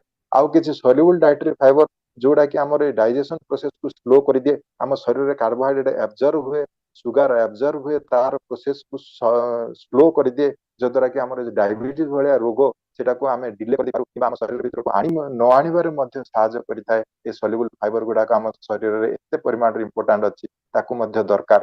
ଏଇଟା ଯୋଉ ଯୋଉ ଗୁଡାକ ସୋର୍ସ ରୁ ମିଳେ, ଏଇ ସବୁ ସୋର୍ସ ଗୁଡାକ ଯେମିତି ଏ ସଲ୍ୟୁବୁଲ ଫାଇବର ଆମର ଏଇ ଯୋଉ ଓଟ ରେ ମିଳେ, ଆମର ଗୁଡାକ ନଟ ଅଛି ସେଇ ଚଣା ଗୁଡାକ ତାରି ଭିତରେ ମିଳେ, ବିନ୍ସ ରେ ମିଳେ, ଲେଗୁମ ଯୋଉ ଡାଲି ଜାତୀୟ ଫସଲ ତାରି ଭିତରେ ଦେଇକି ମିଳେ, ସେଓର ଭଳିଆ ଫଳରୁ ମିଳେ, ଯେତିକି ବ୍ଲୁ ବେରୀ ବେରୀ ଜାତୀୟ ଫଳରୁ ମଧ୍ୟ ମିଳେ। ଏଇ ଗୁଡାକ ମଧ୍ୟ ଆମ ଶରୀରରେ ଦରକାର ପଡେ, ନିହାତି ଅପରିହାର୍ଯ୍ୟ ଭାବରେ ତାକୁ ମଧ୍ୟ ଆମେ ସୋର୍ସ ଖୋଜିକି ଆଣିକି ତାକୁ ଲଗେଇ ଦେଇ ପାରୁ। ତେଣୁ ସେ ଫାଇବର ଭିତରେ ବିଜ୍ଞାନ ଭାଷାରେ ତାକୁ କୁହାଯାଏ, ହୁଏତ ବୁଝିବାକୁ କଷ୍ଟ ହବ, ଏ ସେଲୁଲୋଜ, ହେମିସେଲୁଲୋଜ, ଇନୁଲିନ, ତାପରେ ଅଲିଗୋ ଫ୍ରୁକ୍ଟୋଜ, ଲିଗ୍ନିନ, ମ୍ୟୁସିଲେଜ, ବିଟା ଗ୍ଲୁକାନ, ଏଇଟା ପେକ୍ଟିନ, ଏଇଭଳିଆ ବହୁତ ଗୁଡାଏ ଅଛି ଫାଇବର୍ସ ଗୁଡାକ ଯୋଉଗୁଡାକ ଶରୀର ଭିତରେ ଏତେ ପରିମାଣରେ ଦରକାର କେବଳ ଏଇ ସୁଗାର ଆବଜର୍ପସନକୁ ଡିଲେ କରିବା ପାଇଁ, ତାକୁ ରିଟାର୍ଡ କରିବା ପାଇଁ, ଯୋଉଥିରେ ଡାଇବେଟିସ ଭଳିଆ ରୋଗ ଆଉ ଏଇ ଯୋଉ ଇନସୁଲିନ ରେଜିଷ୍ଟାନ୍ସ ଭଳିଆ ରୋଗଟାକୁ ତାକୁ ଆମେ ଧୀରେ ଧୀରେ ତାକୁ ମଡରେଟ କରିଦେଇ ପାରୁ, ଆମ ହାତ ପାହାନ୍ତରେ ରଖିଦେଇ ପାରୁ। ତା ଭିତରେ ସଲ୍ୟୁବୁଲ ଫାଇବରରେ ଆଉ ଗୋଟେ ବିଶେଷ ଲକ୍ଷଣ ହେଲା, ଆମର ଯୋଉ ବଡିର ଶରୀରରେ କୋଲେଷ୍ଟ୍ରୋଲ ସବୁ ଜମିଯାଏ, ଆମର ଲୋ ଡେନସିଟି ଲିପୋପ୍ରୋଟିନ ବୋଲି କହୁ, ଯୋଉଟା କି ବ୍ୟାଡ କୋଲେଷ୍ଟ୍ରୋଲ ବୋଲି କହୁ, ଏଗୁଡାକ ସାଙ୍ଗରେ ସହଜ ଭାବରେ ସେମାନେ ବାନ୍ଧି ହେଇଯାଆନ୍ତି, ବାନ୍ଧି ହେଇକରି ତାକୁ ଶରୀର ବାହାରକୁ ଆଉଟ ଫ୍ଲସ କରିଦିଅନ୍ତି। ଏଇ କ୍ଷମତା ମଧ୍ୟରେ ସେ ସଲ୍ୟୁବୁଲ ଫାଇବରରେ ଅଛି। ତେଣୁ ସଲ୍ୟୁବୁଲ ଫାଇବର ମଧ୍ୟ ଏତେ ଇମ୍ପୋର୍ଟାଣ୍ଟ ମୋ ଶରୀର ପାଇଁ, ଯୋଉଟା କି ମୋର କୋଲେଷ୍ଟ୍ରୋଲକୁ ନିୟନ୍ତ୍ରିତ କରେ, ଡାଇବେଟିସ ଭଳିଆକୁ ନିୟନ୍ତ୍ରିତ କରେ, ଟ୍ରାଇଗ୍ଲିସେରାଇଡକୁ ନିୟନ୍ତ୍ରିତ କରେ, ମୋର ହୋଲ ଲିପିଡ ପ୍ରୋଫାଇଲକୁ ନିୟନ୍ତ୍ରିତ କରେ। ଏତିକି ନିୟନ୍ତ୍ରିତ କରିବା ଦ୍ୱାରା ଏଇ ଯୋଉ ମୋର ବ୍ଲଡ ପ୍ରେସର ରିଲେଟେଡ ଯେତିକି ସବୁ ଆଉ ଡାଇବେଟିସ ରିଲେଟେଡ ଯେତିକି ସବୁ ମୋର ଅସୁବିଧା ଅଛି, ଅସୁଖ ଅଛି, ସେଗୁଡାକୁ ମଧ୍ୟ ମୁଁ ସହଜରେ ନିୟନ୍ତ୍ରଣ କରିଦେଇପାରେ। ତେଣୁକରି ଏ ପନିପରିବାକୁ ତାକୁ ଏତେ ଭାବରେ ଯଦି ସୁଷମ ଭାବରେ ସମସ୍ତ ପନିପରିବାକୁ ମିଶେଇକିରି ସିଜନାଲ ୱାଇଜ ଯୋଉ ଋତୁରେ ଯାହା ପନିପରିବା ମତେ ମିଳେ ତାକୁ ଭଗବାନ ଠିକ କରିଦେଇଛନ୍ତି, ଏଇ ଋତୁରେ ଏଇ ପନିପରିବା ଏତେ ପରିମାଣରେ ଖାଇବାକୁ ହୁଏ, ସେଗୁଡାକ ଯଦି ମଣିଷ ତାର ପ୍ରକୃତି ବିଧାନ ଅନୁସାରେ ମାନି ଚାଲେ, ତାହେଲେ ତାର ବିଭିନ୍ନ ପ୍ରକାର ଏଇ ରୋଗ ବୈରାଗ ଆଉ ତାର ମେଟାବଲିକ ସିଣ୍ଡ୍ରୋମ, ସେ କଥା ତ ଟଚ କରି ହେଲା ନାହିଁ, ସେ ମେଟାବଲିକ ସିଣ୍ଡ୍ରୋମ ଆଉ ଭିଟାମିନ ଡେଫିସିଏନ୍ସି ସିଣ୍ଡ୍ରୋମ ଏଗୁଡାକ ସବୁ ଆମେ ସହଜ ଭାବରେ ରେଗୁଲେଟ କରିଦେଇ ପାରୁ, କେବଳ ଖାଦ୍ୟ ଗୁଣ ନେଇକରି, ଖାଦ୍ୟକୁ ରେଗୁଲେସନ କରିବା ଭିତରେ ଦେଇକରି, ମିଶ୍ର ଖାଦ୍ୟ ଖାଇବା ଭିତରେ ଦେଇକରି, ଆଉ ଶରୀରର ଚାହିଦା ଅନୁସାରେ ସବୁଗୁଡାକୁ ମିଶେଇକି ସୁଷମ ଖାଦ୍ୟ କରିକିରି ତେଣୁ ପରିଶେଷରେ ଏ ଖାଦ୍ୟ ଯେହେତୁ ଶରୀର ମନ ଭାବ ଭାଷା କର୍ମ ସହିତ ଜଡିତ ତାକୁ ଆମର ଏତେ ଇମ୍ପୋର୍ଟାଣ୍ଟ ଏତେ ମହତ୍ଵ ରହିଛି ଏଗୁଡାକୁ ଯଦି ଆମେ ସୁଷମ ଭାବରେ ବାଲାନ୍ସ ସମନ୍ୱୟ ରକ୍ଷା କରିକିରି ସମତା ରକ୍ଷା ନ କରିକି ଆମେ ଯଦି ଆମ ଅନ୍ନ ବ୍ୟଞ୍ଜନକୁ ପ୍ରତିଦିନର ବନଉ ତାହେଲେ କିନ୍ତୁ ଆମକୁ ଏଇ ଶରୀର ଆଉ ମନ ଏ ଦିଟା ମଧ୍ୟ ଭଲ ରହିବ ନାହିଁ ଯାହାକି ଆମର ଏଇ ଯୋଉ ଆତ୍ମିକ ଉନ୍ନତି ବୋଲି କହୁ ସାଧନାର କଥା ସେ ସାଧନାର ଭିତରେ ଦେଇକିରି